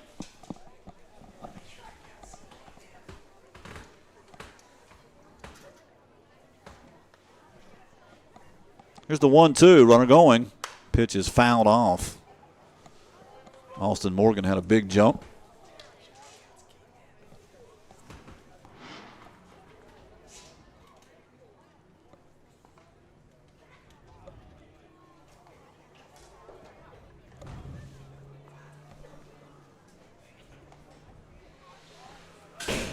Here's the 1-2 to Machado.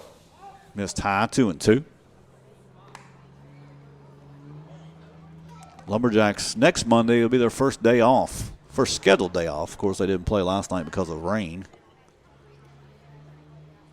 That ball hit into center field, down for a base hit. Machado with his second hit. Hit number 12 for the Lumberjacks. Brings up Joe Fortin. Fortin's had a big night. 3 for 3, 4 runs scored from the leadoff spot. Lumberjacks with first and second. 1 out.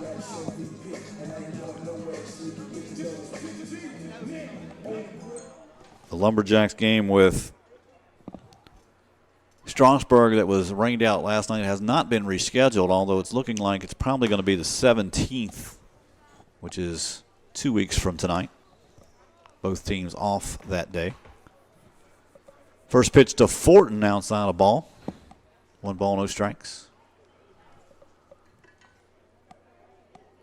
And the 1-0. And Fortin hits it a ton to right, going back to right fielder. He makes the play. Nice running grab by DeShazier. Fortin hits it on the nose again, but DeShazier runs it down. Austin Morgan tags and goes to third base.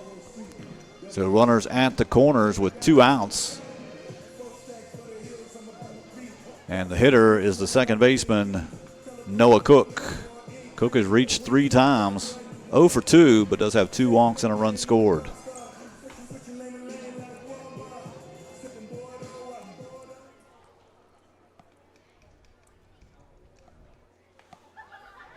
And the pitch. Strike 1 to Cook from John Ackerman. Left-hander, 5'10", 200 pounds, sophomore, Allegheny Community College. Pitch, runner going. Ball popped foul, out of play. 0-2 to Noah Cook.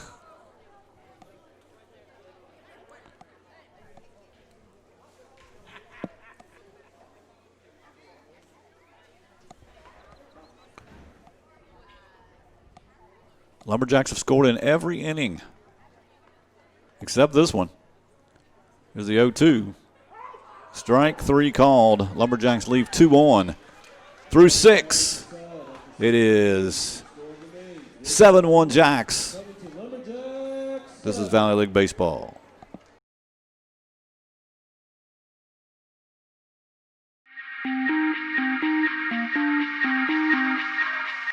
If you're buying, you gotta see Ryan at Stephen Toyota, where every new Toyota car, truck, van, and SUV is smile priced now to save you more. And every certified used Toyota on the lot is also smile priced at Stephen Toyota, where you get more for your trade, more credit options to help you get approved, and exceptional service after the sale, too. If you're buying, you gotta see Ryan at Stephen Toyota.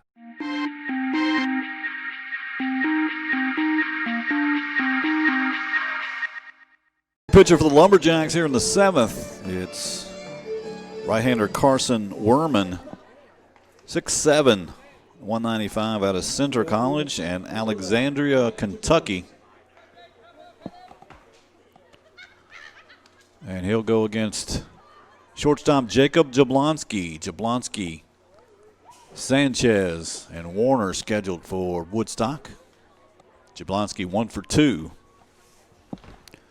Jacks working with a 7-1 lead. Here's the pitch from Werman. Ground ball foul out of first. 0-1.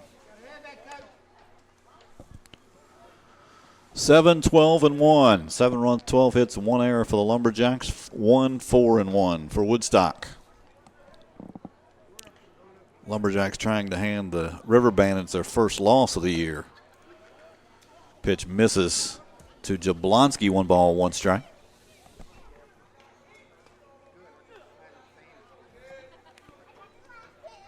Next broadcast here from Casey Field will be Thursday night when the Strasburg Express comes to town. 1-1 delivery. Ground ball. First baseman makes a nice play. That's Peyton Thomas. Tags the bag for out number 1.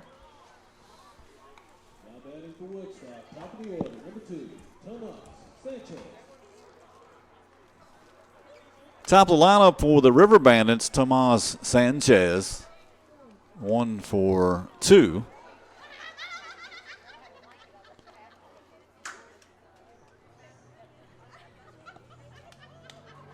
Werman kind of falls off balance on his delivery. Big, tall, lanky fella. Long-legged. Works from the stretch. Here's the pitch. Fastball good for 84 miles an hour at the knees. Called strike. 0-1.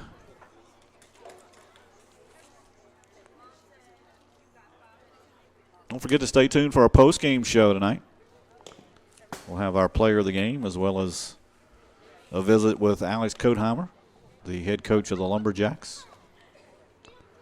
I'd say Joe Fortin and Caleb King maybe co-players of the game tonight. Fortin, 3 hits, 4 runs scored. Caleb King, 5 shutout innings. Pitch outside, 2-1.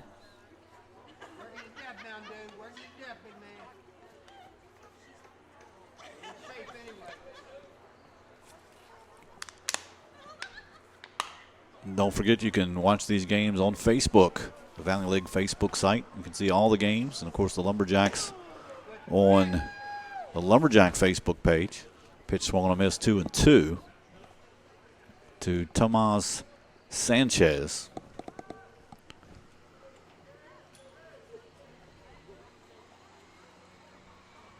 And the 2-2 delivery. Breaking ball foul, taken in the dirt.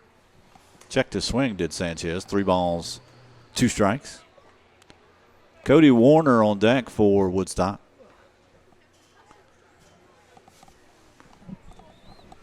Werman, payoff pitch. Missed outside, ball 4. 1 out walk to Sanchez.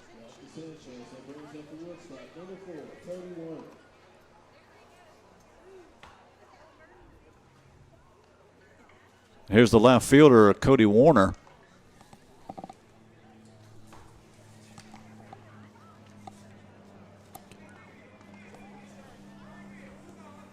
Left-handed hitter for the River Bandits.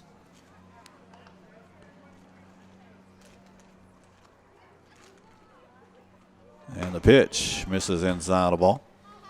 1 ball, no strikes.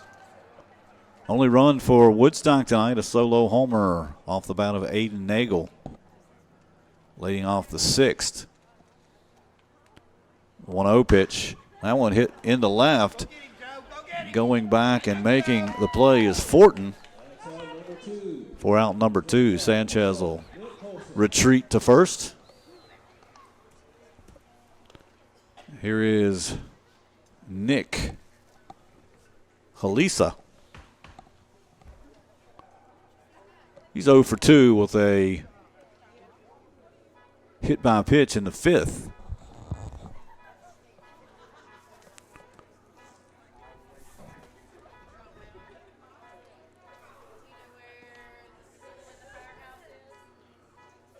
And Werman with the pitch. Missed low, ball 1.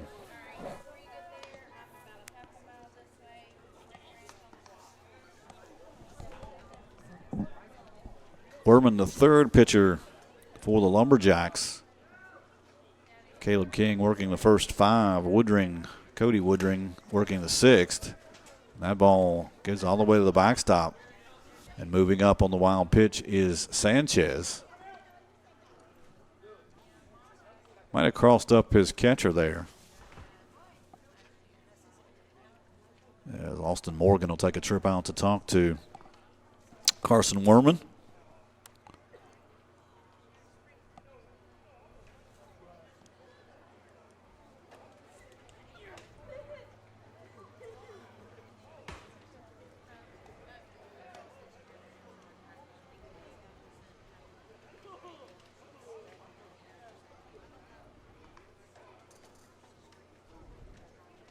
Two balls, no strikes on Nick Halisa.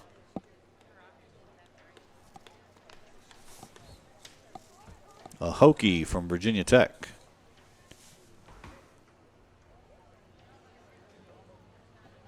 Here's the 2-0 from Werman. Hit foul down the left field line, 2-1.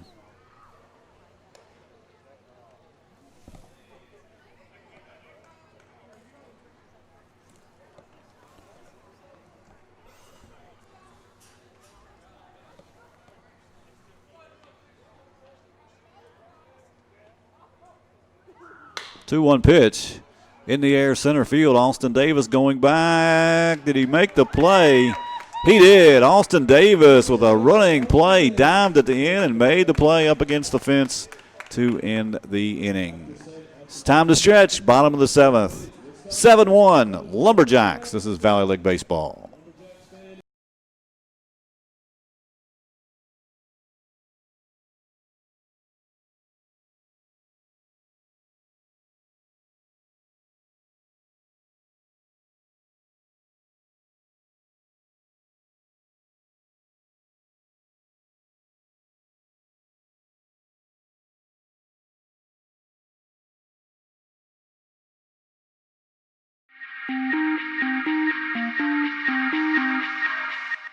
If you're buying, you gotta see Ryan at Stephen Toyota, where every new Toyota car, truck, van, and SUV is smile priced now to save you more. And every certified used Toyota on the lot is also smile priced at Stephen Toyota, where you get more for your trade, more credit options to help you get approved, and exceptional service after the sale, too. If you're buying, you gotta see Ryan at Stephen Toyota.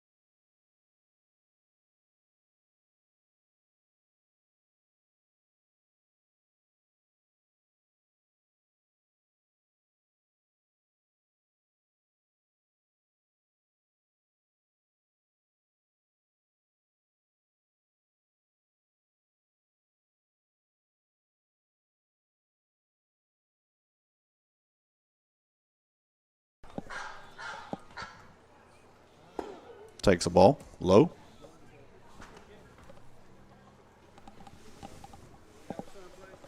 One ball, no strikes. Pitch fouled off. One ball, one strike to Jones.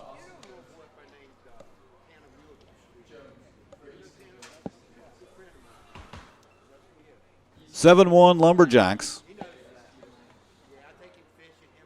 Here's the 1-1 pitch. Jones hits it on a hop, scooped by the shortstop. Nice play by Jablonski, and there's 2 away. Peyton Thomas scheduled, and this is not Peyton Thomas. It will be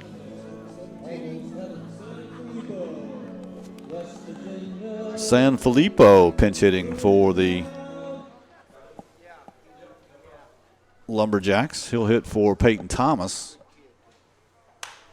He pops it up wide of first, and going over and making the play is Aiden Nagel to end the inning. 1, 2, 3, 7th. We go to the 8th. It's Covington 7, Woodstock 1. This is Valley League Baseball.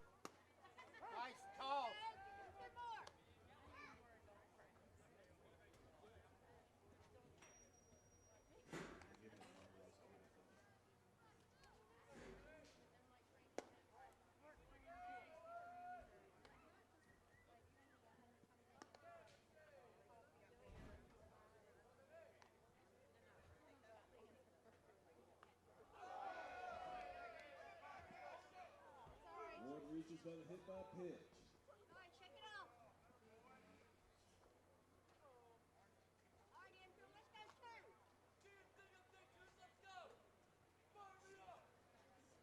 Now batting for Woodstock, number 22, Aiden Nagel.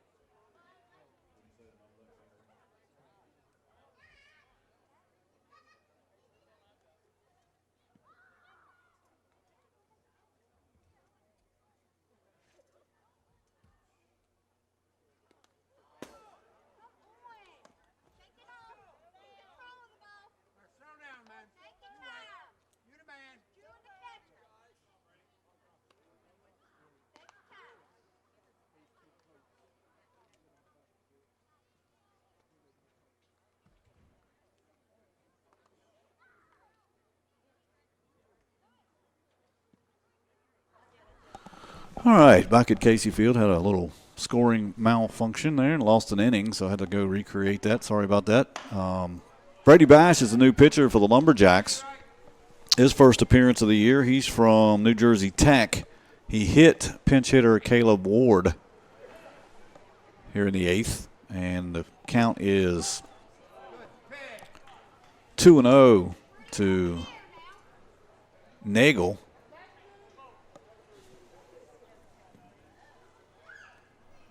Nagel 2 hits on the evening, including a home run, and actually it's a 4-pitch walk.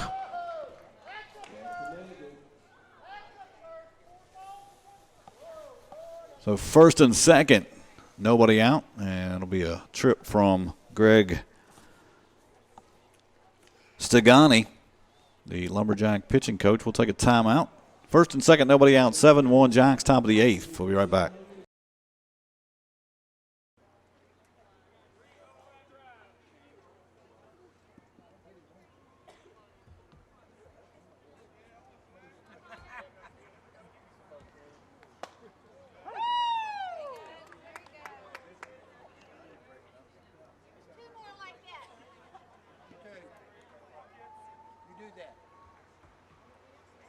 Connor Hood, the pinch hitter for Woodstock, played for the Lumberjacks a year ago. He pops this one sky high, shortstop going out. Machado making the play for out number 1.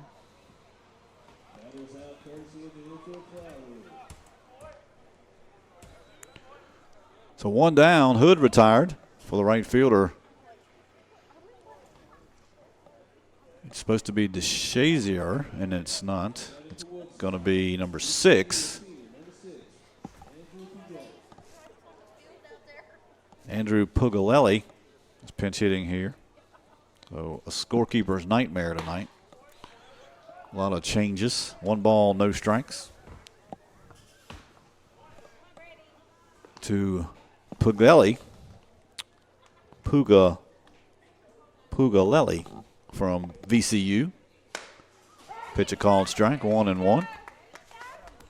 1 out, runners in first and second.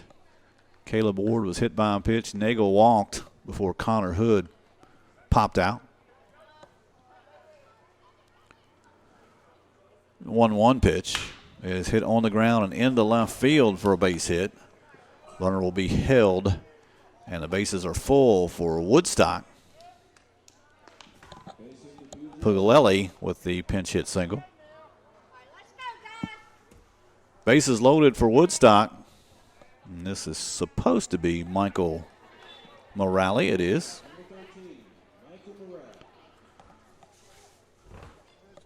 Morale entered the game in the 4th. He's 0 for 2.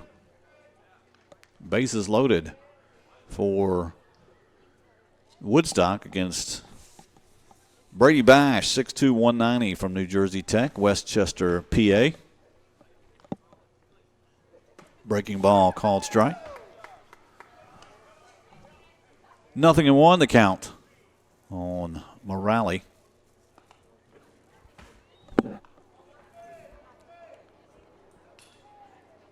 And the pitch. Another breaking ball called strike 2.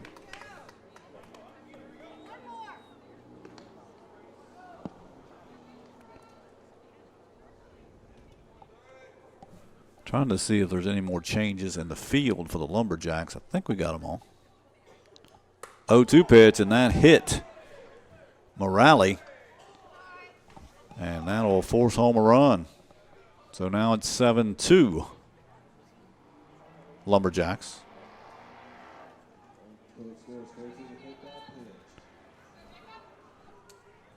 It's the shortstop, Jacob Jablonski.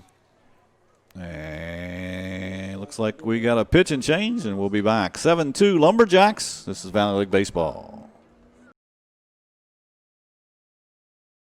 5th Lumberjack pitcher is Grant Verpalat out of New Jersey Tech, Ladera Ranch, California. Grant got the win here Saturday night for the Lumberjacks. Grant worked 2 innings, gave up 1 unearned run, 3 hits, struck out 2, walked 1. Bases loaded. And it was supposed to be Jablansky, and it is, as he turns around, hits from the right side. And the pitch. Called strike outside corner, 0-1. 7-2. Things have got a little bit interesting here in the 8th. Still only one out, bases loaded for Woodstock. They've scored 1 run. The lefty goes to work, the 0-1. That one fouled off Austin Morgan, and it's 0-2. 2 hit by pitch, 1 walk, 1 single here in the inning for Woodstock. And Verpillet from the belt, 2-strike pitch. Missed outside, 1 ball, 2 strikes.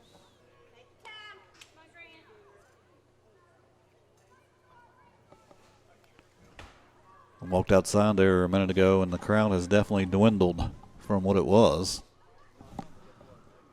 1 ball, 2 strikes. And the pitch. Strike 3 called. Outside corner, 2 down. As Jablonski takes called strike. With 2 outs, here is Tomas Sanchez, who has reached base 4 times tonight. Twice by a walk, once by a single, and once via an error.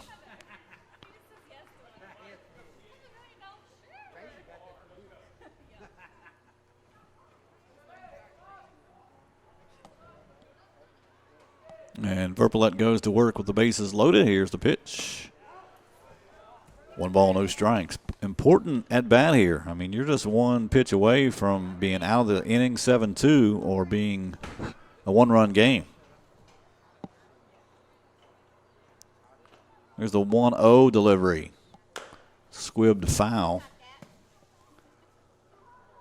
1-1 the count.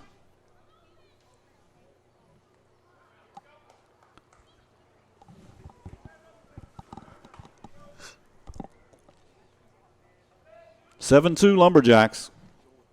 Trying to wiggle out of a jam here in the 8th. Here's the 1-1. That one hit foul out into the parking lot here at Casey Field. 1 ball, 2 strikes.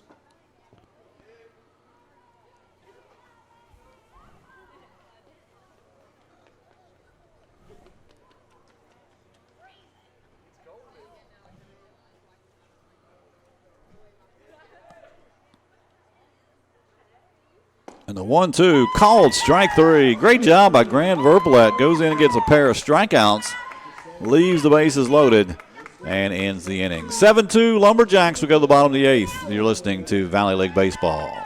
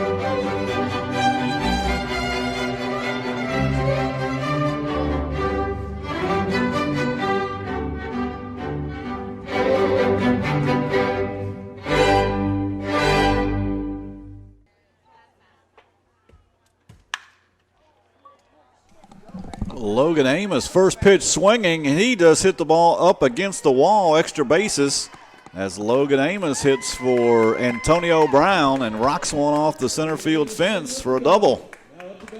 Hit number 13 for the Covington Lumberjacks. As Logan Amos pinch hit here for Antonio Brown.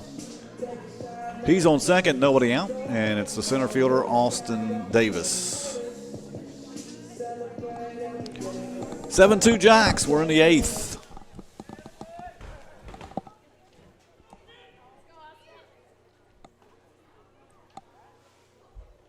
And the pitch outside a ball. Still in there is John Ackerman on the mound for the River Bandits.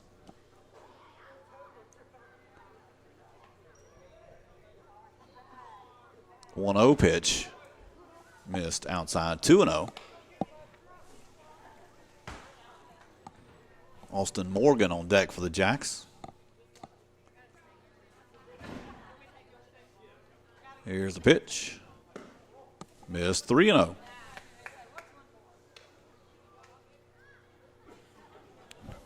Seven runs, 13 hits now for the Covington Lumberjacks. 1 error. Woodstock 2 runs, 5 hits, 1 error. 3-0 pitch on the way. Ball 4. 4-pitch walk to Austin Davis. Brings up the catcher, Austin Morgan. Morgan 0 for 3.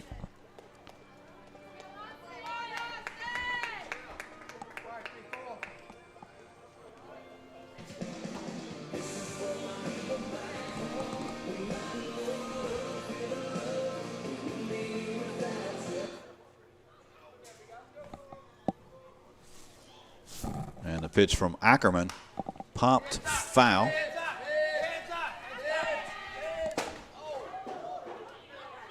Nothing in 1 the count. That ball fouled right over our heads into the area right behind the press box. Nothing in 1 count to Austin Morgan.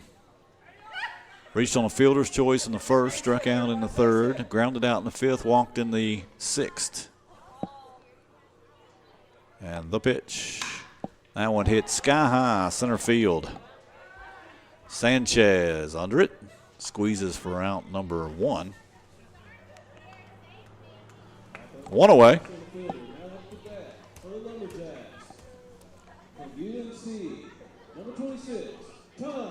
And that brings up Tom Caulfield, who was hitting in Machado's place.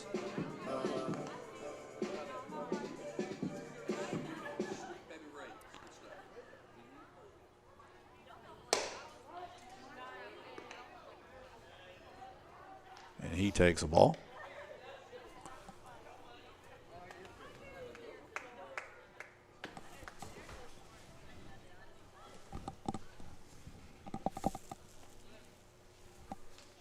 Here's the 1-0. Ground ball, second base. Teps on second for 1. The throw in time. A 4-3 double play ends the inning. We're at the top of the 9th, 7-2 Lumberjack. And it'll be Cody Warner to lead off. The new Lumberjack pitcher, Derek Tremblay. The 6th pitcher of the night for the Jacks. Tremblay picked up the save on Saturday night. Pitched 1 inning, gave up 1 hit. Warner, Halisa, and Caleb Ward scheduled here in the 9th. 7-2 Lumberjacks. Don't forget to stay tuned on our post-game show tonight. We'll have a visit with a couple of Jacks players as well as Alex Kotheimer, head coach of the Lumberjacks.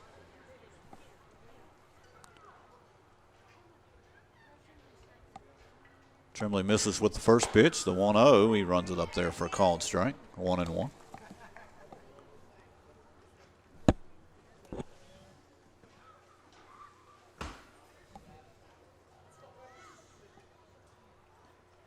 And Tremblay's 1-1 inside. 2 balls, 1 strike.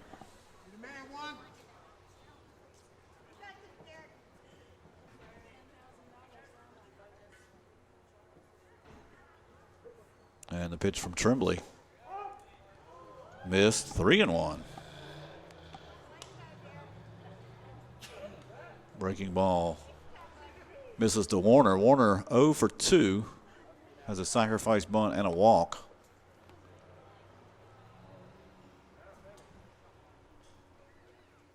And the pitch from Tremblay. Swung and a miss, strike 2. 3 balls, 2 strikes to Warner, who just happens to be his VMI teammate. Some bragging rights on the on the line here. Here's the payoff pitch. Ground ball. Tremblay stuck out his bare hand, makes the play, and he throws him out. Nope, pulled him off the bag. As Tremblay stuck his meat hand out there, and the throw pulled off the first baseman. And Warner. Warner and Tremblay having some good-natured fun between each other, talking a little stuff. And that will be error on Tremblay on the throw, I would think. Pulled the first baseman off.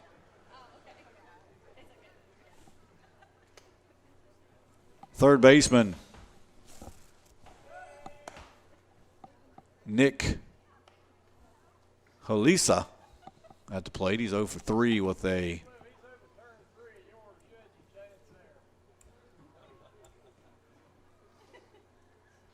hit batsman in the fifth.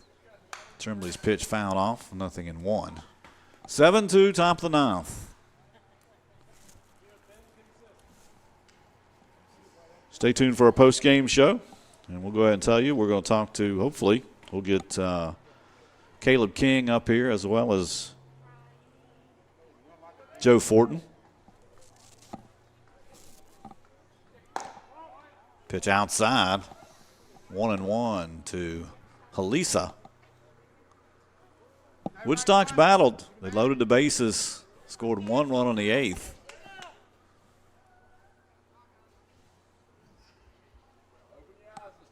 There's the pitch from Tremblay inside. 2-1.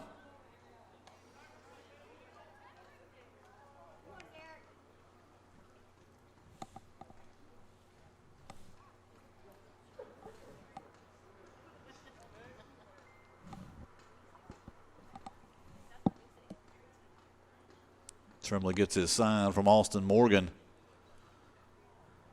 And the pitch. Outside, 3-1.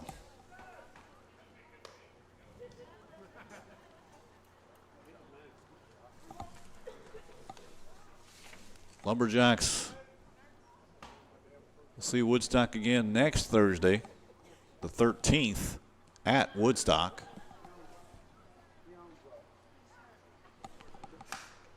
Three-one pitch fouled off.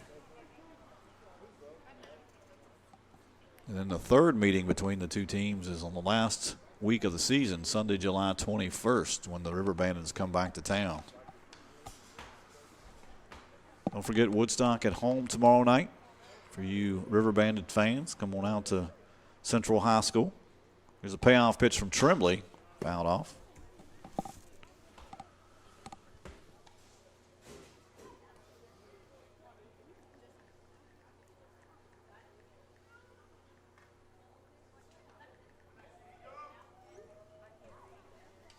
Three and two the count.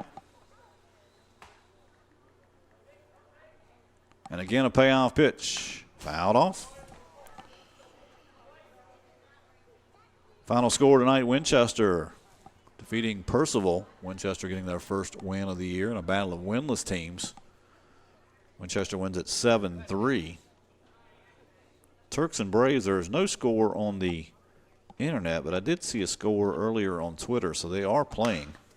Again, pitch fouled off by Halisa. Stanton was winning early. I'm trying to find that score. 9-2, bottom of the 8th. Stanton leading Harrisonburg. Another payoff pitch from Derek Tremblay. Ball 4. Halisa, good at bat there. Fouled off 3 two-strike pitches. Then draws the walk, first and second. And this is 21.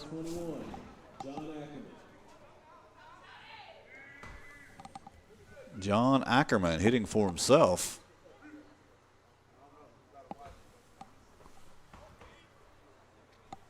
Here in the ninth, he came on the pitch earlier.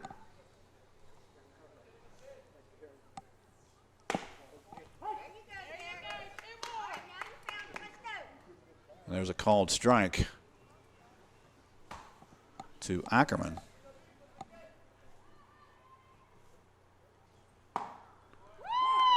And a second called strike.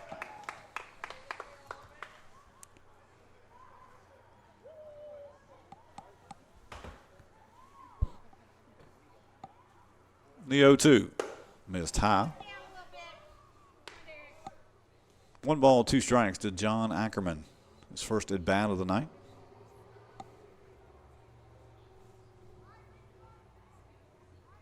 Came in to pitch in the 6th. Ground ball short. Flip to second. Actually, he's going to take it himself. Throw gets away. Run will score.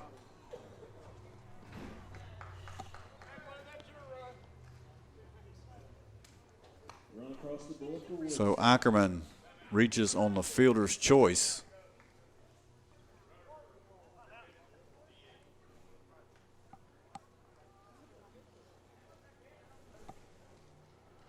Runner at first put out. 6 unassisted for out number 1. Warner scores. So 1 out, runner on first, and we got a pinch runner now in the ball game for Woodstock. It looked like number 5, which is Austin Bates. Bates pinch running here in the 9th.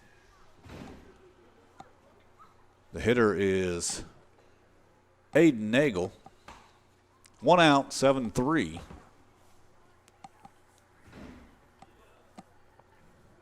And the pitch to Nagel's the ball. Nagel homered back in the 6th for Woodstock. This game is dragging on 3 hours now. Here's the 1-0 from Tremblay. Strike call. 1-1. 1 out, runner on first. Unearned run here in the 9th for Woodstock.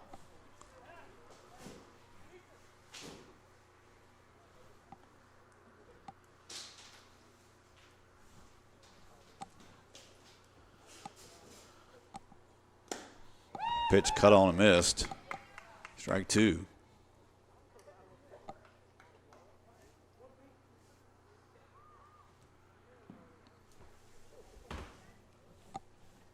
Austin Bates, the pinch runner at first.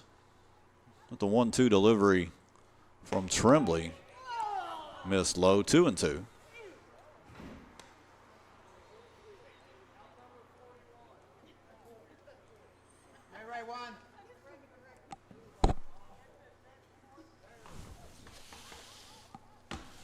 Connor Hood in the on-deck circle for Woodstock. Here's a pitch from Tremblay. Off speed, popped up in the infield. It'll be the first baseman making the play for out number 2. And it brings up Connor Hood.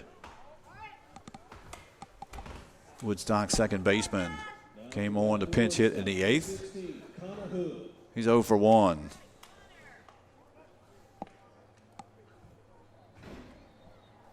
Lumberjacks leading 7-3.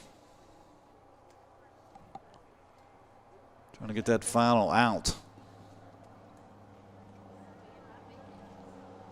And Tremblay goes to work. Here's the pitch. Strike call, 0-1.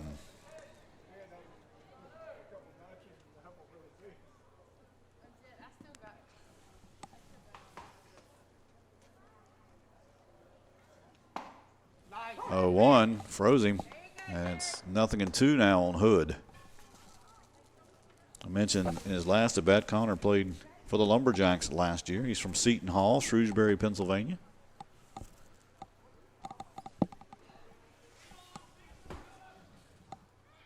And Tremblay with the 0-2 is belted into center field, base hit. Austin Davis plays it on a hop, hit number 6 for the River Bandits. First and second for Andrew Pugalelli out of VCU in Naples, Florida. He pinch hit in the 8th. He's 1 for 1, singled in that 8th inning. 7-3, so the Potential game-tying run still in the on-deck circle for Woodstock. Swinging strike one.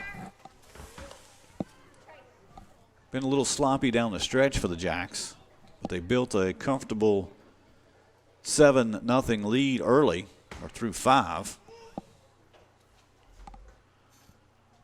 There's the 1-strike pitch. Missed 1-1.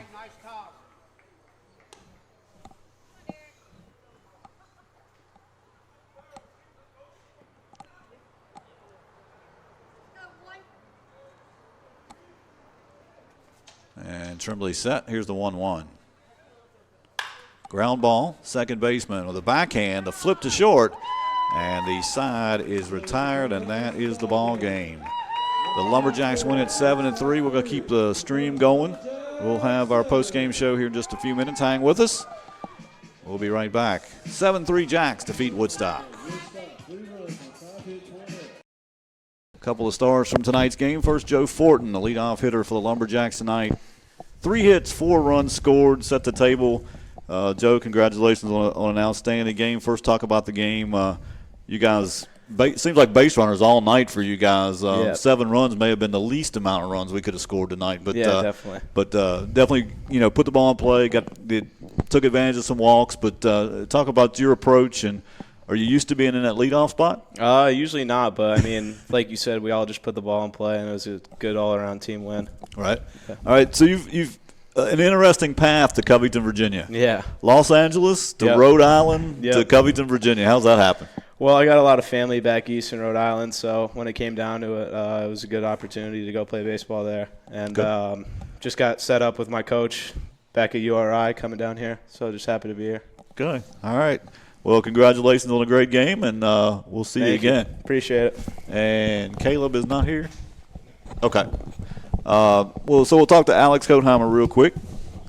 And since Caleb is not here, let's talk about his effort, Alex. One of your guys from West Virginia Tech, 5 innings shutout baseball. You got a good outing from him tonight. Yeah, he set the tone early and pounding the zone and getting ahead. Well, I mean, he was getting ahead as many guys as he could. So he's done that all year at Tech. So I mean, we knew what to expect, and he came out and performed well for us. That's 3 straight quality starts from our pitching staff, so we're pretty excited about that. You're 3 games in now. You're starting to learn a little bit about your team. Yeah. Tonight was nice because we got to play everyone. Those nights are always good. It's not nice for me, I'm telling you. Yeah, we had a lot of substitutions, but it was definitely nice to get to play everyone, get everyone at bats. We got a real tough game tomorrow against Waynesboro, so trying to get everyone as much experience as we can before that. And we also were able to throw a lot of arms to kind of see what we have because we were rained out, so we didn't really know what we had in terms of arms, and now we've seen everyone, so we know what to expect. Right. And the rain out last night probably wasn't too bad. I know you guys drove probably most of the way, but probably not too bad a thing to give you a night off to kind of reset a little bit because I think we had 10 in a row to start the season scheduled. Yeah, and it gives us another day to get a couple more arms coming in from their college season. So, I mean, we came back last night, took some BP, got ready for today because they're still, like I said, the first week they're still adjusting to wood bats and it's a whole different feel. So, definitely a good win tonight. Certainly we want to talk about, tonight's and this team as much as we can, but you got an award before the game, the Valley League Coach of the Year last year. If you could just, it was a very special season in Covington last year, winning the Southern Division pennant for the first time since 2005. Just an awesome team, and you won an award, but I'm sure that you would share that with a lot of the kids. Yeah, I mean a coach is nothing without his players. I'm not the one who steps out on that field and plays, so I mean that award is really for the whole team, the whole group of guys that we had, every player that came throughout the summer of 2018. So I mean that was pretty awesome. That's definitely well deserved for them because they're a great group of guys. All right, Alex, we'll let you go. The Lumberjacks defeating Woodstock 7-3. The Jacks on the road tomorrow night in Waynesboro. Our next broadcast here from